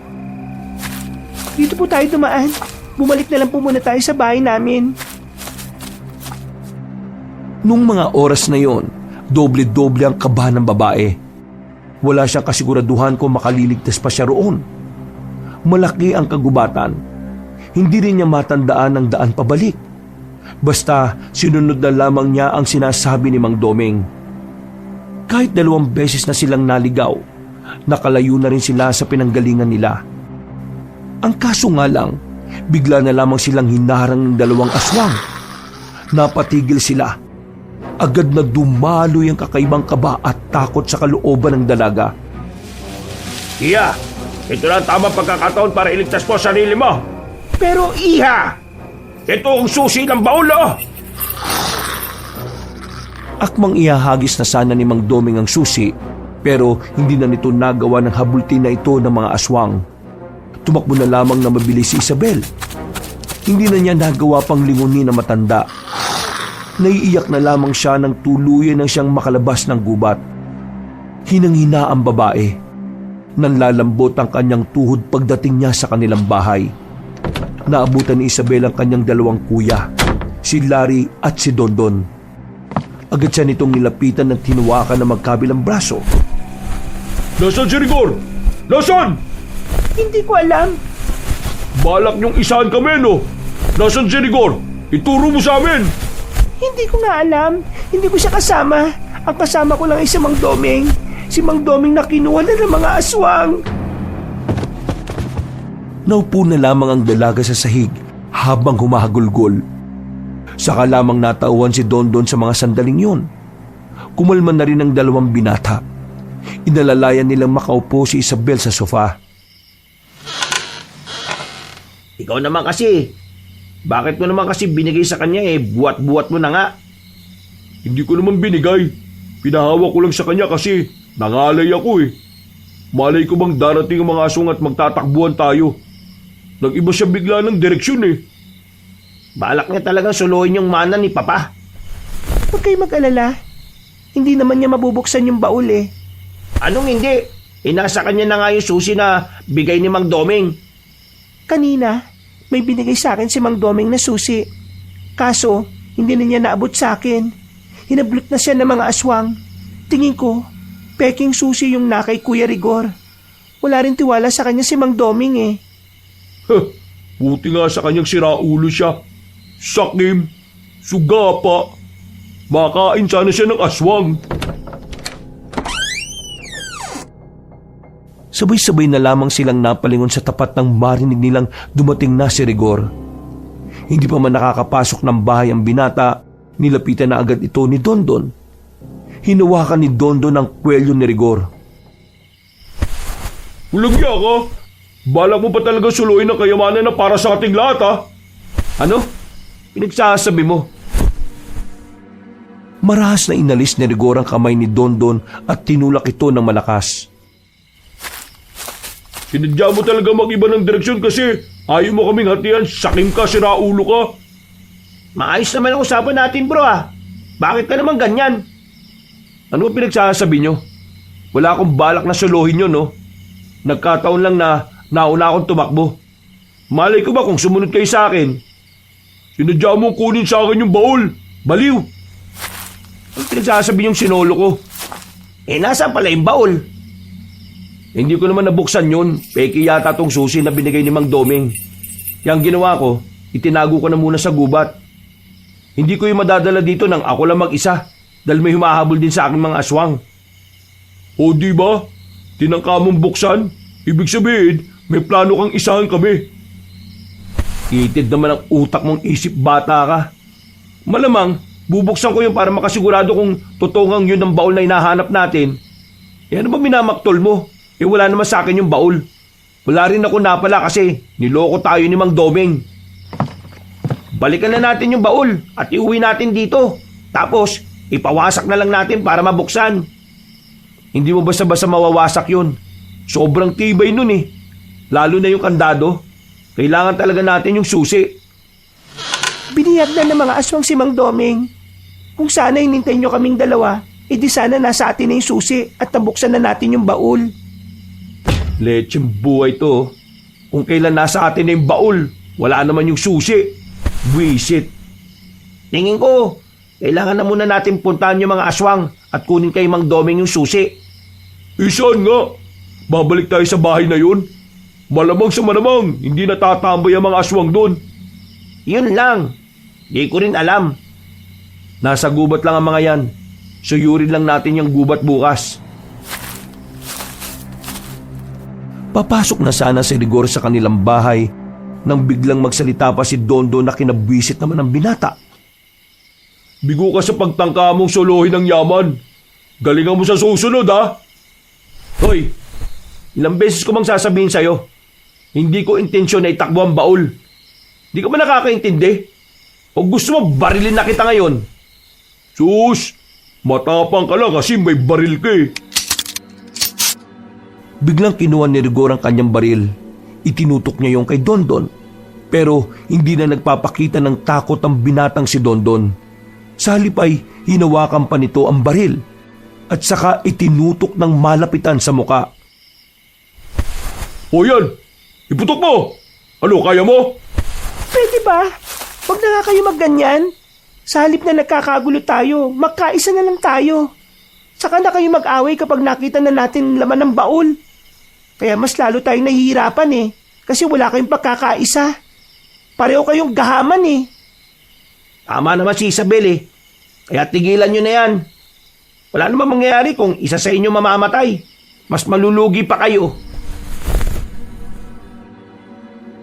Ibinabahan ni Rigor ang baril at saka bumuntong hininga. Ibinalik nito ang baril sa tagiliran. Bukas ng umaga balikan natin ang baul para patunayan ko sa inyo na hindi ko yun susuluhin. Itinago ko yun sa isang maliit na kuweba. Naglakad na lamang papasok ng bahay si Rigor. Nakahinga naman ang maluwag si Isabel dahil humupa na rin ang gulo. Naging kalmado man ang kanyang mga kuya na natili namang magulo pa rin ang utak ng babae. Naiisip niya pa rin ang huling eksena na nakita niyang hinablot ng mga aswang ang matandang si Domeng. Oh, pampantok lang. Baka hindi ka na naman makatulog bukas. Maaga pa alis natin. Maraming salamat, kuya. Isabel, kakampi mo ako rito. Wala akong tiwala kay Rigor at kay Dondon. Tayong dalawang dapat magtulungan. Anong plano mo? Nararamdaman ko kasi na papatayin tayo ni Rigor kapag nakuha na natin yung susi eh. Ganun din ang pakiramdam ko kay Dondon. Kaya bukas, uunahan ko na sila. Ano? Huwag ka nang maingay. Lakas ng boses mo eh. Papatayin mo yung mga kapatid natin para sa yaman? Napaka-inosente talaga ng utak mo eh, no? Isabel, tayo ang mamamatay kung hindi natin tatapatan ng kademonyohan yung dalawa nating kapatid. Kailangan nating palaban tayo. Kita mo naman na unti-unti nang lumalabas yung kulay ng dalawa, di ba? Tingin mo, susunod sila sa kasunduan na maghahati? Hindi. Parehong sakim yung dalawang yun eh. Pero kapatid natin sila, kuya. Sus, si Papa nga, kinaya nating mawala eh. Yung dalawang demonyo pa kaya? Hindi na nakapagsalita pa si Isabel. Nakaramdam na naman siya ng konsensya. Alam niyang wala naman silang pagkakaiba kay Dondon at Rigor. Dahil isa rin naman siya sa mga pumayag na mawala agad ang kanilang ama. Bumuntong hininga na lamang ang dalaga at saka nilaklak ang alak na binigay ni Larry. Nagising ang dalaga na wala ng sasakyan sa labas. Naalimpungatan siya. Inakala niyang iniwan na siya ng mga kuya niya. Pero nawala ang kanyang kaba nang makitang kalalabas lang ni Rigor sa banyo. Oh, bakit ganyan ang mukha mo? Bakit? Iniisip mo na iniwan ka na namin? Oo, hindi naman malabo eh. Kaya mo nga pumatay ng tao, mang-iwan pa kaya. Pati ikaw? Pinagdududahan mo na ako? Huwag na tayo maglukahan, kuya. Alam ko naman na pinagdududahan mo rin naman kami. Dahil alam ko, wala tayong tiwala sa isa't isa. Dami mo ring alam eh, no? Sige na, magbibihis na ako. Himulang hindi naggalit si Rigor. Nagtataka siya pero iniisip na lamang niya na mas mainam na nga yun. Umalis na rin sila ng bahay. Malakas ang kanilang loob dahil noong mga sandaling yon ay tirik na tirik ang araw. Inabot na sila ng tanghali sa kakahanap. Hindi na rin kasi matandaan ni Rigor ang daan patungo sa kuweba. At dahil nga rito, nagsimula na namang maginala ang lalaking si Dondon. Kunwari ka lang siguro na hindi mo mahanap ano. Hoy, Dondon, wag mo akong simulan ha. Parte to ng plano mo. Hindi ko nga talaga mahanap eh. Kaya manahimik ka na lang pwede. Hindi ako makapag-concentrate. Kuya Dondon, please, manahimik ka na muna. Hindi ba kayo natatakot kay Rigor? Hanggang ngayon, nasa kanya pa rin yung baril ko. Paano kung bigla niya tayong pagpapapatayin? Kulit talaga nito. Ayaw na lang manahimik. Hindi ako ganun oh. Sira ulo ka ba? Sus! Rigor! Ikaw ang unang nakaisip na patayin si Papa. Kaya masisisi mo ba akong isipin to? Iba naman ang senaryo na yun. Si Papa, alam naman nating mamamatay na talaga. Kayo mga kapatid ko, buhay na buhay kayo. Pwede ba? Tigilan mo na ako, Dondon. Basta, kapag may ginawa ka masama, hindi ako magdadalawang isip na patayin ka, Rigor. Wala akong pakialam kung magkapatid tayo. Hindi naman kayo eh. Alam nyo, sa kakaganyan nyo, tayo ang mapapatay ng mga aswang. Baka nakakalimutan nyo, biyag nilang taong may hawak ng susi. Kaya nga dapat magkaisa tayo na makuha ang susi. Pero ito namang isang to. Boses ng boses, wala namang ambag. Anong sinabi mo? Kuya Dondon! Pasalamat ka na lang talaga, nandyan si Isabel eh. Di salamat na lang.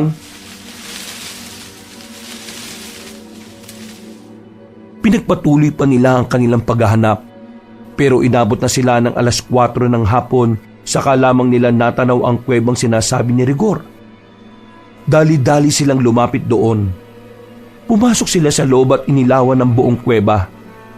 Kaunting lakad lang sa loob ay nakita na kagad nila ang baol. Agad nila itong binuhat palabas. O ano, ito na yung baul oh. Siguro naman mananahimik na ang kaluluwa mo. Sinabi ko naman kasi sa inyo eh, wala akong planong suluhin yan. Kapatid pa rin naman ang turing ko sa inyo. Ewan ko na lang kung ganun pa rin ang turing nyo sa akin. Dahil lang dyan sa laman ng baul na yan. Dapat lang naman talaga na patunayan mong hindi ka traidor. Wala akong tiwala sa iyo eh. Mas magandang iuwi na muna natin to sa bahay. Saka natin hanapin si Mang Domeng. Goods. Okay rin ako dyan sa idea na yan. O sige, okay din ako dyan.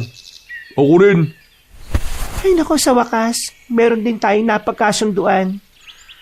Mas maganda siguro kung si Isabel na lang ang gumawa ng mga plano natin. Nagkakasundo pa tayo eh. Wala namang problema sa akin eh. O sige, si Isabel na rin na magbuhat nitong baul na ito para hindi ako magduda. Ang bigat naman yan. Ikaw na lang, Kuya Larry. Baka mamaya iwan niyo pa ako kapag may nakasalubong tayong aswang eh.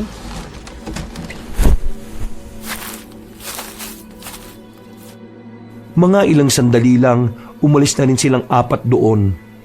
Sinimulan na rin nila ang paglalakad. At dahil malayo-layo pa ang kanilang tatahakin, inabot na naman sila ng dilim sa daan. Sa puntong ito, nagsisimula na namang dumaloy ang kaba sa kalooban ni Isabel. Hanggang sa mga sandaling yun pa rin kasi, hindi pa rin nila mahanap ang daan palabas sa gubat na yun. Di man lang tinandaan yung dinaanan natin kanina. Ikaw ang unang nakarating dun, Rigor. Isisisi mo na naman ba sa akin? Kayo nga, hindi nyo rin natandaan eh. Sinisi ko ba kayo? Pumagitna na sa kanilang dalawa ang dalagang si Isabel. Nararamdaman na naman kasi ng babae na parang magpapang-abot na naman ang mga ito. Makakalimutin ako sa direksyon eh. Kung talagang kilala mo ako, dapat alam mo yun. Pasensya ka na ah. Hindi kasi kita kilala eh. Kung sa bagay, Oh bro, huwag mo na ituloy. Kapag ako nainis, itatakbo ka na tong baol. pwede subukan mo. Uy, biro lang naman. Seryoso ka masyado eh.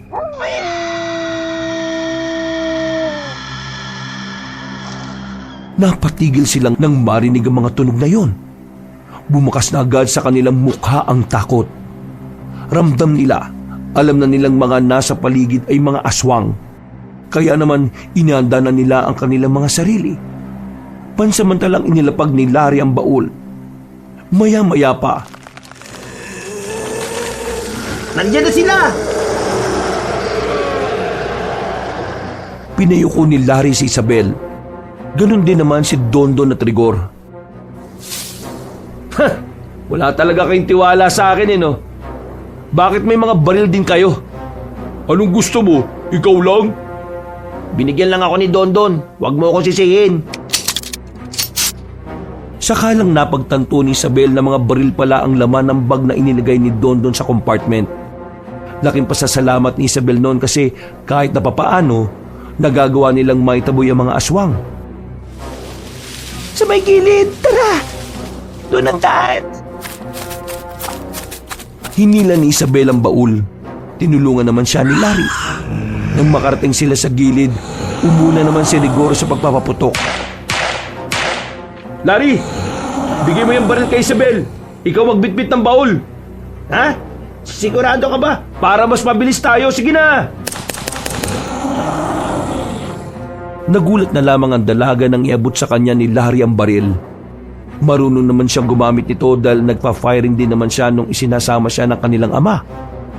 Ang kaso nga lang, takot siya sa putok ng baril. Pero kahit na ganon, hindi siya nawalan ng lakas ng loob para kalabitin din ang gatilyo. Nakipagsabayan siya sa kanyang dalawang kuya. Sa unang 10 minuto ay nagawa nilang takasan ng mga aswang. Marami na rin silang tinamaan. Pero hindi habang buhay ang kanilang swerte. Dumating na rin sila sa puntong naubusan na sila ng bala. Dito na muna tayo sa punong to. Wala tayong magagawa nito. May 3 pa akong bala. Sira ulo ka ba? Anong magagawa ng 3 bala mo? Ilagpas 10 yung aswang na natitira. Anong gusto mo? Mamatay na lang tayo ng ganito? Lalaban ako. Hanggang kamatayan. Hindi ako duwag kagaya mo, no? Ako rin. Lalabanan ko na lang sila kaysa matigo akong walang saysay. Hindi na natin sila pwedeng labanan. Mamamatay lang tayo. Umisip tayo ng ibang paraan para hindi nila tayo masundan. Biglang tumayo si Dondon ng mga sandaling yon. Akala nila lulusob ang binata sa mga aswang. Pero nagulat na lamang sila nang bigla sila nitong tutukan ng baril. Uy, ginagawa mo? Kuya Dondon, ano to? Nagkausap na tayo, di ba? Sinasabi ko na nga be. Siya ang totoong sakim sa ating 4 Ginagawa ko lang kung ano sa tingin ko makakasalba sa akin. Tingin nyo, may tiwala ako sa inyo? Alam ko na tumatakbo na rin sa utak nyo na kapag nakuha nyong susi, papatayin nyo rin ako. Ba't tarantado? Ikaw lang nag-iisip niya, no?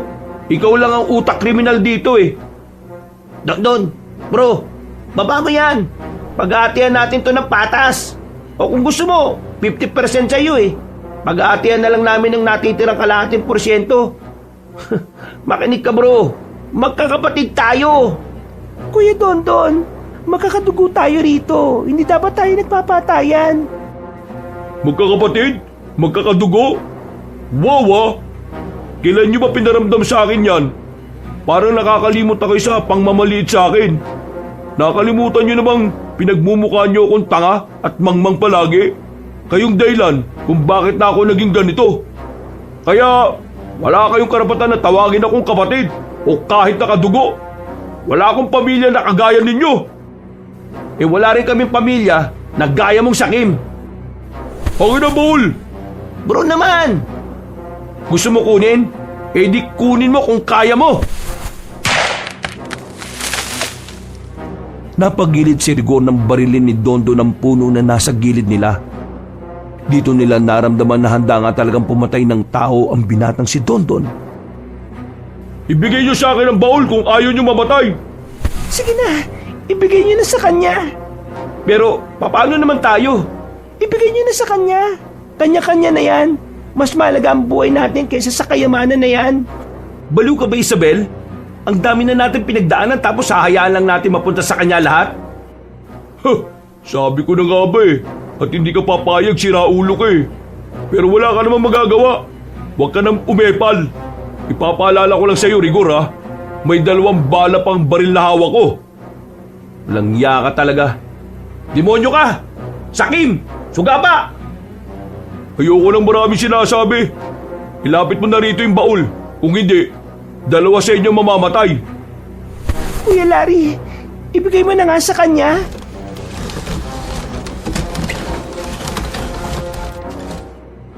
Kesa mamatay silang 3, napagdesisyonan na rin ni Larry na isuko na ang baul na kanilang pinaghirapan.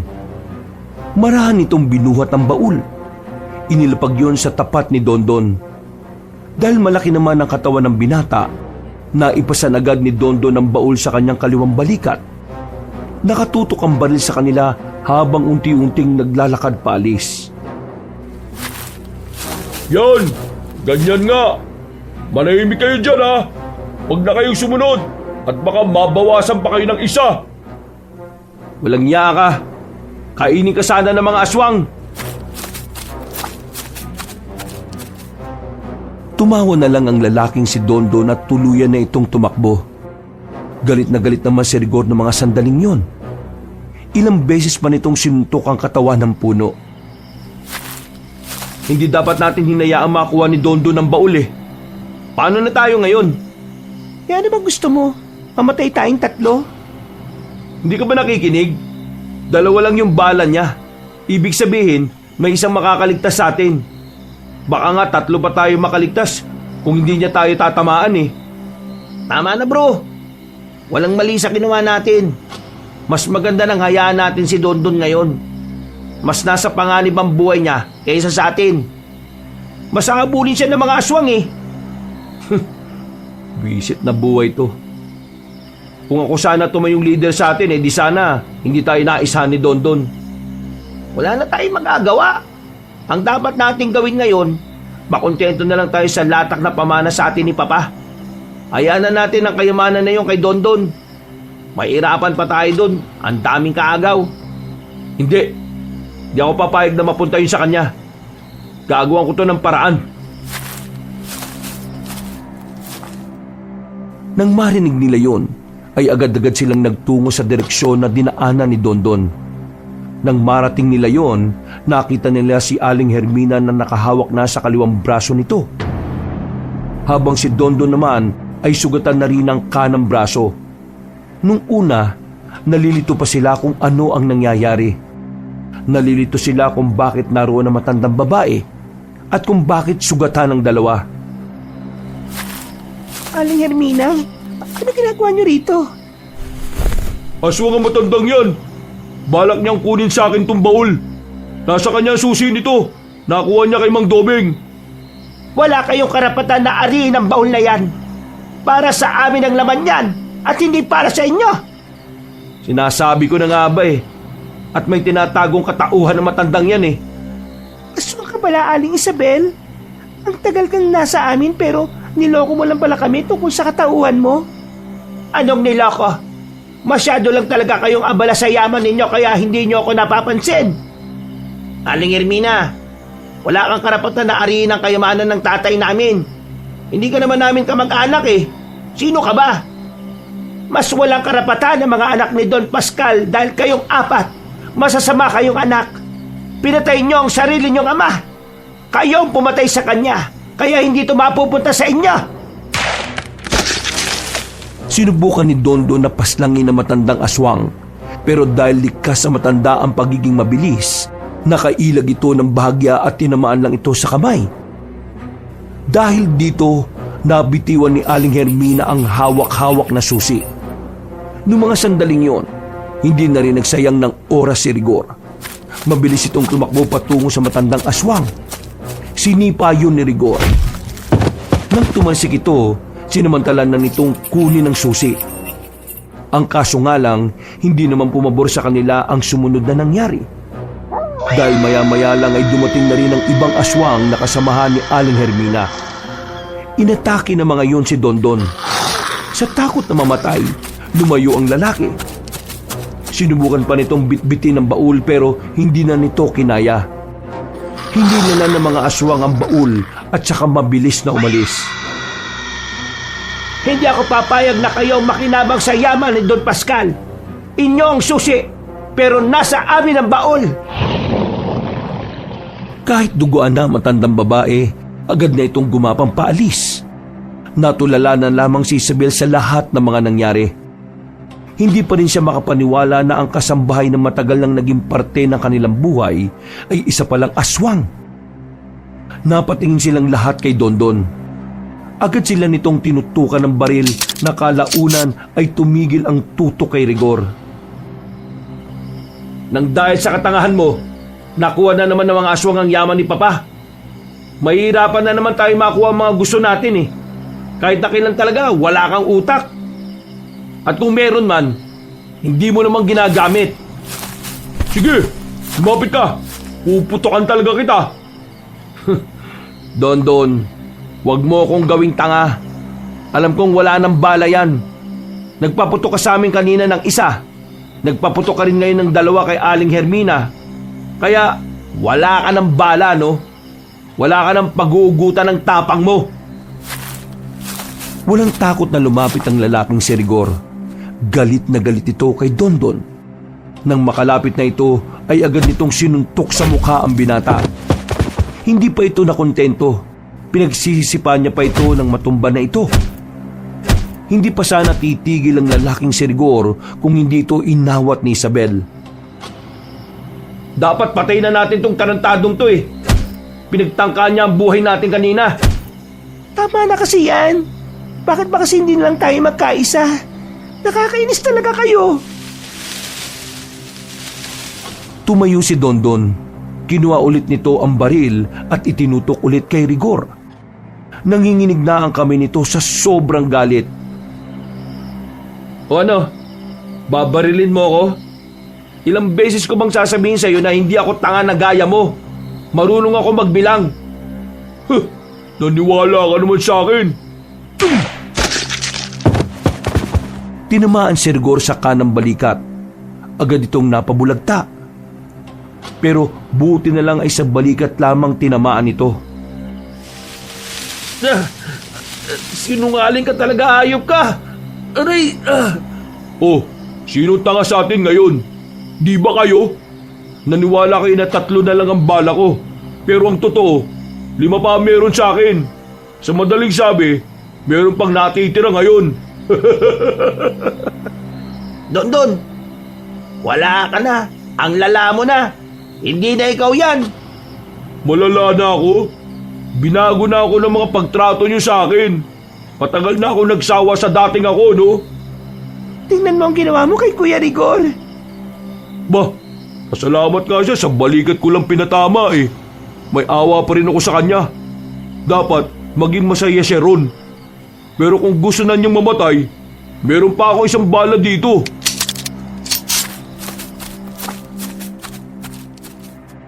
Biglang tumakbo si Isabel at tumarang ito kay Rigor. Umiiyak na ito sa ideyang kaya na talagang pumaslang ng tao ni Dondon. Nagmamakawa ako sa inyo. Tumigil na kayo. Tayo na lang magkakapatid. Huwag na sana tayong pagwatak-watakin ng kayamanan na yun. Matagal na tayong watak-watak, no? Mula nang iparamdam niyo sa akin na wala akong silbi sa pamilya. Di na ako kabilang sa pamilyang meron kayo. Bigla na lamang itinutok ni Dondon ang baril sa sarili nitong sentido. Nanlaki ang mga mata ni Isabel at Larry. Uy, uy, uy! Tumigil ka! Huwag mong gawin yan! Kuya Dondon, ganyan. O di ba? Naniwala na naman kayo na may natitira pang bala rito. Kayo talaga. Kayo tanga at hindi ako. Biglang tumakbo na paalis si Dondon. Hindi malaman ni Isabel at Larry ang kanilang mararamdaman. Akala kasi talaga nila ay mamamatay na sa mismong harapan nila si Dondon. Uy! Buhay pa ako dito! Baka gusto nyo naman akong tulungan.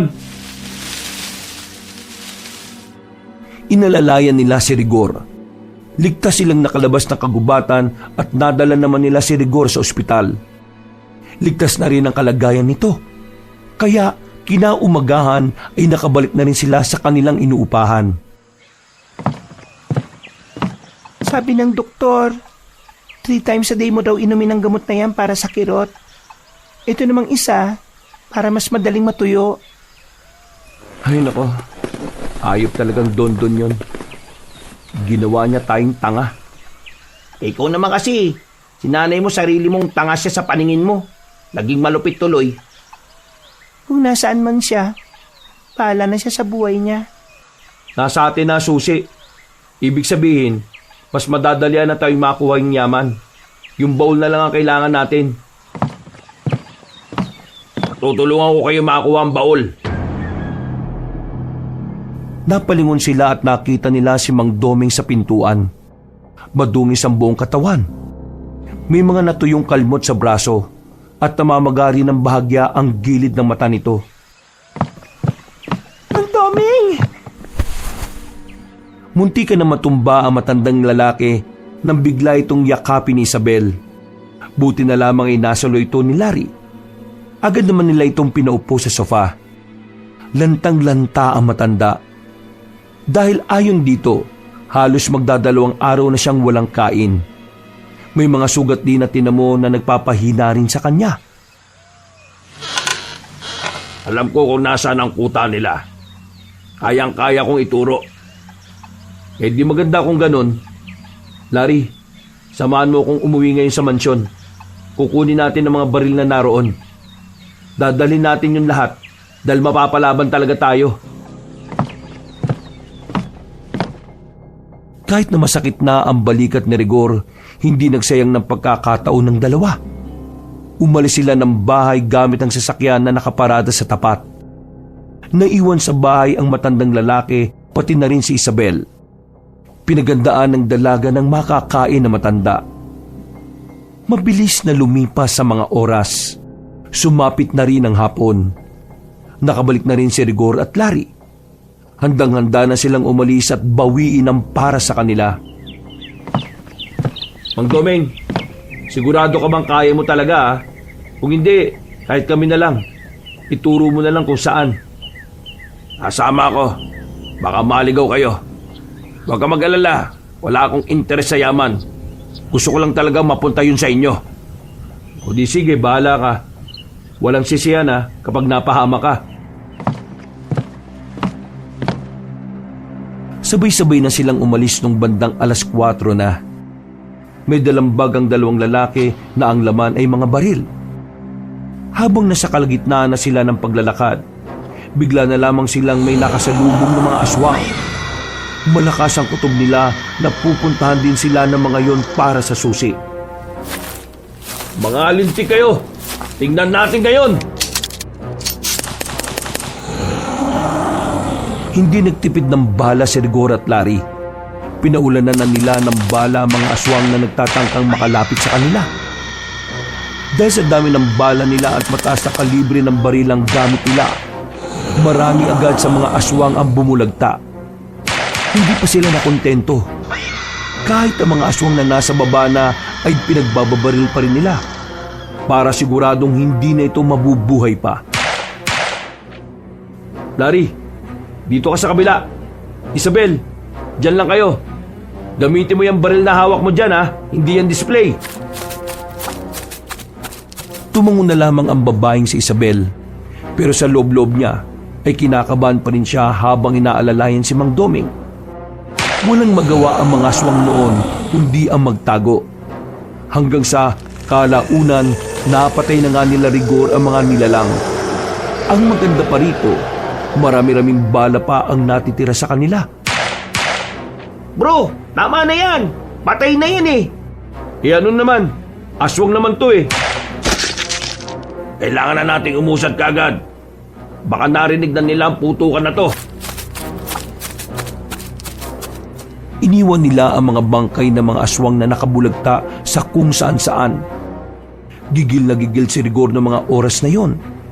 Hanggang sa tuluyan na nga nilang narating ang isang maliit na lugar. Kakaunti lang ang bahay na naroon. Pero ayon kay Mang Doming, maraming aswang ang naroon. walang takot na lumapit si Rigor doon. Pinaulanan niya agad ng bala ang nakita nilang mga aswang sa loob ng lugar. Nang sabayan ito ni Larry ay mas lalong dumami ang kanilang napaslang. Nanlalaki ang mga mata ni Mang Doming dahil sa pinapakitang tapang na magkapatid. Ibigay niyo sa amin ang baul kung ayaw niyong maubos kayo rito! Tuluyan na silang nakapasok sa loob at kahit na anong gawin ng mga aswang sa kakagapang at kakatalon, hindi na nila magawang ilagan pa ang mga bala. Hanggang sa tuluyan na nga lumabas sa lungga ang matandang si Hermina. Nang mamatay na ang mga ilaw sa lugar, agad na umatake sa kanila ang matandang babae. Tinamaan nito si Larry sa braso. Habang si Rigor naman ay nakalmot din sa bandang dibdib. Doble kirot ang naramdaman ng mga ito. Pero hindi tumigil ang dalawang lalaki. Agad nilang pinaulanan ng bala matandang si Hermina.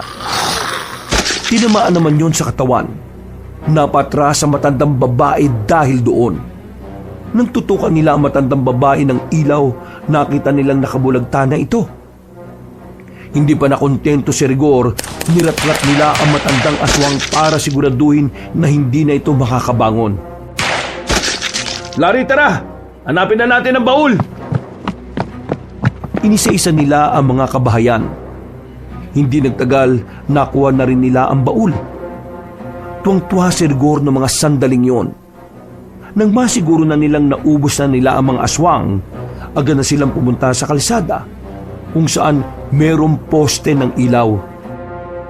Buong akala ni Isabel, doon na matatapos ang kaguluhan. Pero nagulat na lamang sila nang bigla silang tutukan ni Rigor ng baril. Pasensya na kayo ha, pero ayaw ko nang may kahati eh. Uy! Pambira naman! Wala namang ganyanan! Kuya naman, wag naman ganito. Akala ko ba hindi ka kagaya ni Dondon? Lahat tayo, kagaya ni Dondon. Lahat tayo demonyo. Mga diablo na nasisilaw sa kayamanan ng isang taong pinatay natin. Kaya ikaw, Larry, bitiwan mo ang mga armas mo. Bilisan mo! Tapos, lumayo kayo sa akin. Rigor, hindi ganito ang gustong mangyari sa inyo ng inyong ama. Manahimik ka! Hindi ka kasali rito, tanda. Usapang pampamilya to. Napakasama mo. Hindi sana kami nagtiwala sa'yo. Lumayo na kayo! Kasi kung hindi, baka ipisin na naman ang utak ko. Walang nagawa ang tatlo. Lumayo sila sa baul. Nang kukunin na sana ni Rigor ang baul na yon para solohin, bigla namang dumating si Dondon. Alam na ni Larry ang mangyayari. Kaya naman hinawi nito si Isabel at Mang Doming papunta sa gilid. Mabilis ang mga pangyayari. Nang sumilip sila, nakita na lamang nilang nakabulagta na si Rigor at si Dondon. Pero ng mga oras na yon, nag-aagaw buhay pa ang lalaking si Rigor. Habang si Dondon naman ay agad namang binawian ng buhay. Maiyak-iyak si Isabel nang ganun ang madatnan niya. Nanikip ang dibdib niya dahil alam niyang mamamatay na rin si Rigor. Kung ano man ang nangyari sa iyo ngayon, kasalanan mong lahat to, Rigor. Mas masahol pa ang ugali mo sa mga aswang eh. Mas diablo ka pa sa kanila. Mapunta ka na sana sa impyerno. Hindi. Yung kayamanan ko. Hindi rin nagtagal, binawian na rin ng buhay ang binatang si Rigor. Niyakap na lamang ni Larry ang dalaga para kahit na papaano ay gumaan ang pakiramdam nito. Buksan niyo na ang baul. Kayong dalawa talaga ang karapat-dapat para dyan. Huminga ng malalim si Isabel. Binigay sa kanya ni Larry ang susi. Agad niyang pinasok ang susi sa kandado. Ilang sandali lang, nabuksan na rin niya ito. Pero nadismaya sila nang makita kung ano ang laman ng baul. Walang kayamanan, walang pera, walang kahit na anong alas o bagay na maaaring maibenta. Ang tanging naroon lamang ay ang kanilang family picture nung sila ay mga bata pa. Napapailing na lamang si Isabel. Si Larry naman ay iyak tawa ang ginawa. hindi nila matanggap na ang pinaghirapan nila na dahilan ng pagkawala ng mga buhay ay dahil lamang pala sa isang larawan na naka-frame. Isang larawan na kuha pa noong nagsisimula pa lamang ang kanilang pamilya. Kahit si Mang Doming ay nawindang din. Buong akala rin kasi nito ay totoong kayamanan ng mga naroon. Ito lang pala ang laman ng baul. Ang daming namatay. Namatay pa ang dalawa nating kuya tapos ito lang. Kasalanan din siguro natin. Masyado tayong naging silaw sa kayamanan. Hindi natin naisip kung anong ibig sabihin ng sinabi sa atin ni Papa na tunay niyang yaman. Tayo pala. Tayo ang sinasabi niyang tunay niyang yaman. Tayong mga anak niya. Tayong magkakapatid. Noong mga sandaling yon, tanging pag-iyak na lamang ang kanyang nagawa. Sa sobrang daming nangyari, nakaramdam ng pagkahilo ang dalaga. Nawalan siya ng malay. Nang magising siya, ay nasa mansyon na siya. Nakaiga sa kama at sa maliit na lamesa sa gilid niya, naroon ang larawan na nakuha nila sa baul. Isabel, mamaya pupunta ako sa mga pulis. Aaminin ko yung ginawa natin kay Papa, kaya siya namatay kaagad.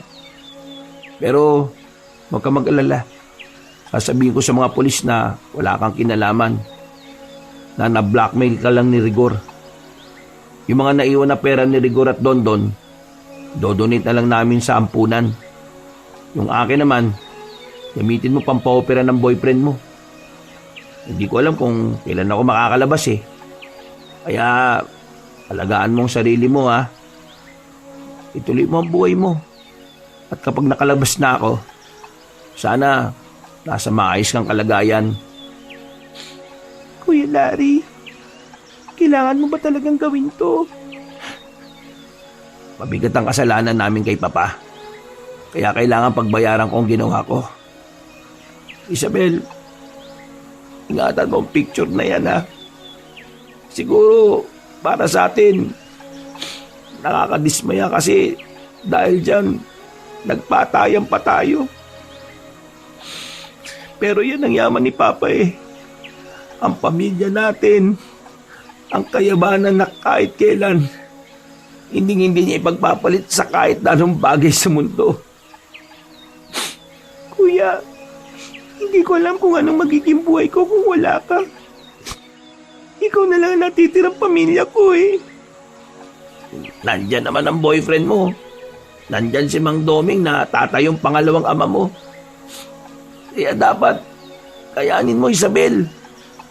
Mas magiging masaya ako kapag naalaman kong inaya mo mabuhay nang wala ako sa tabi mo. Napayakap na lamang si Isabel sa kanyang kuya Larry. Natapos ang kanilang usapan. Tuluyan na nga sumuko sa mga pulis ang binata.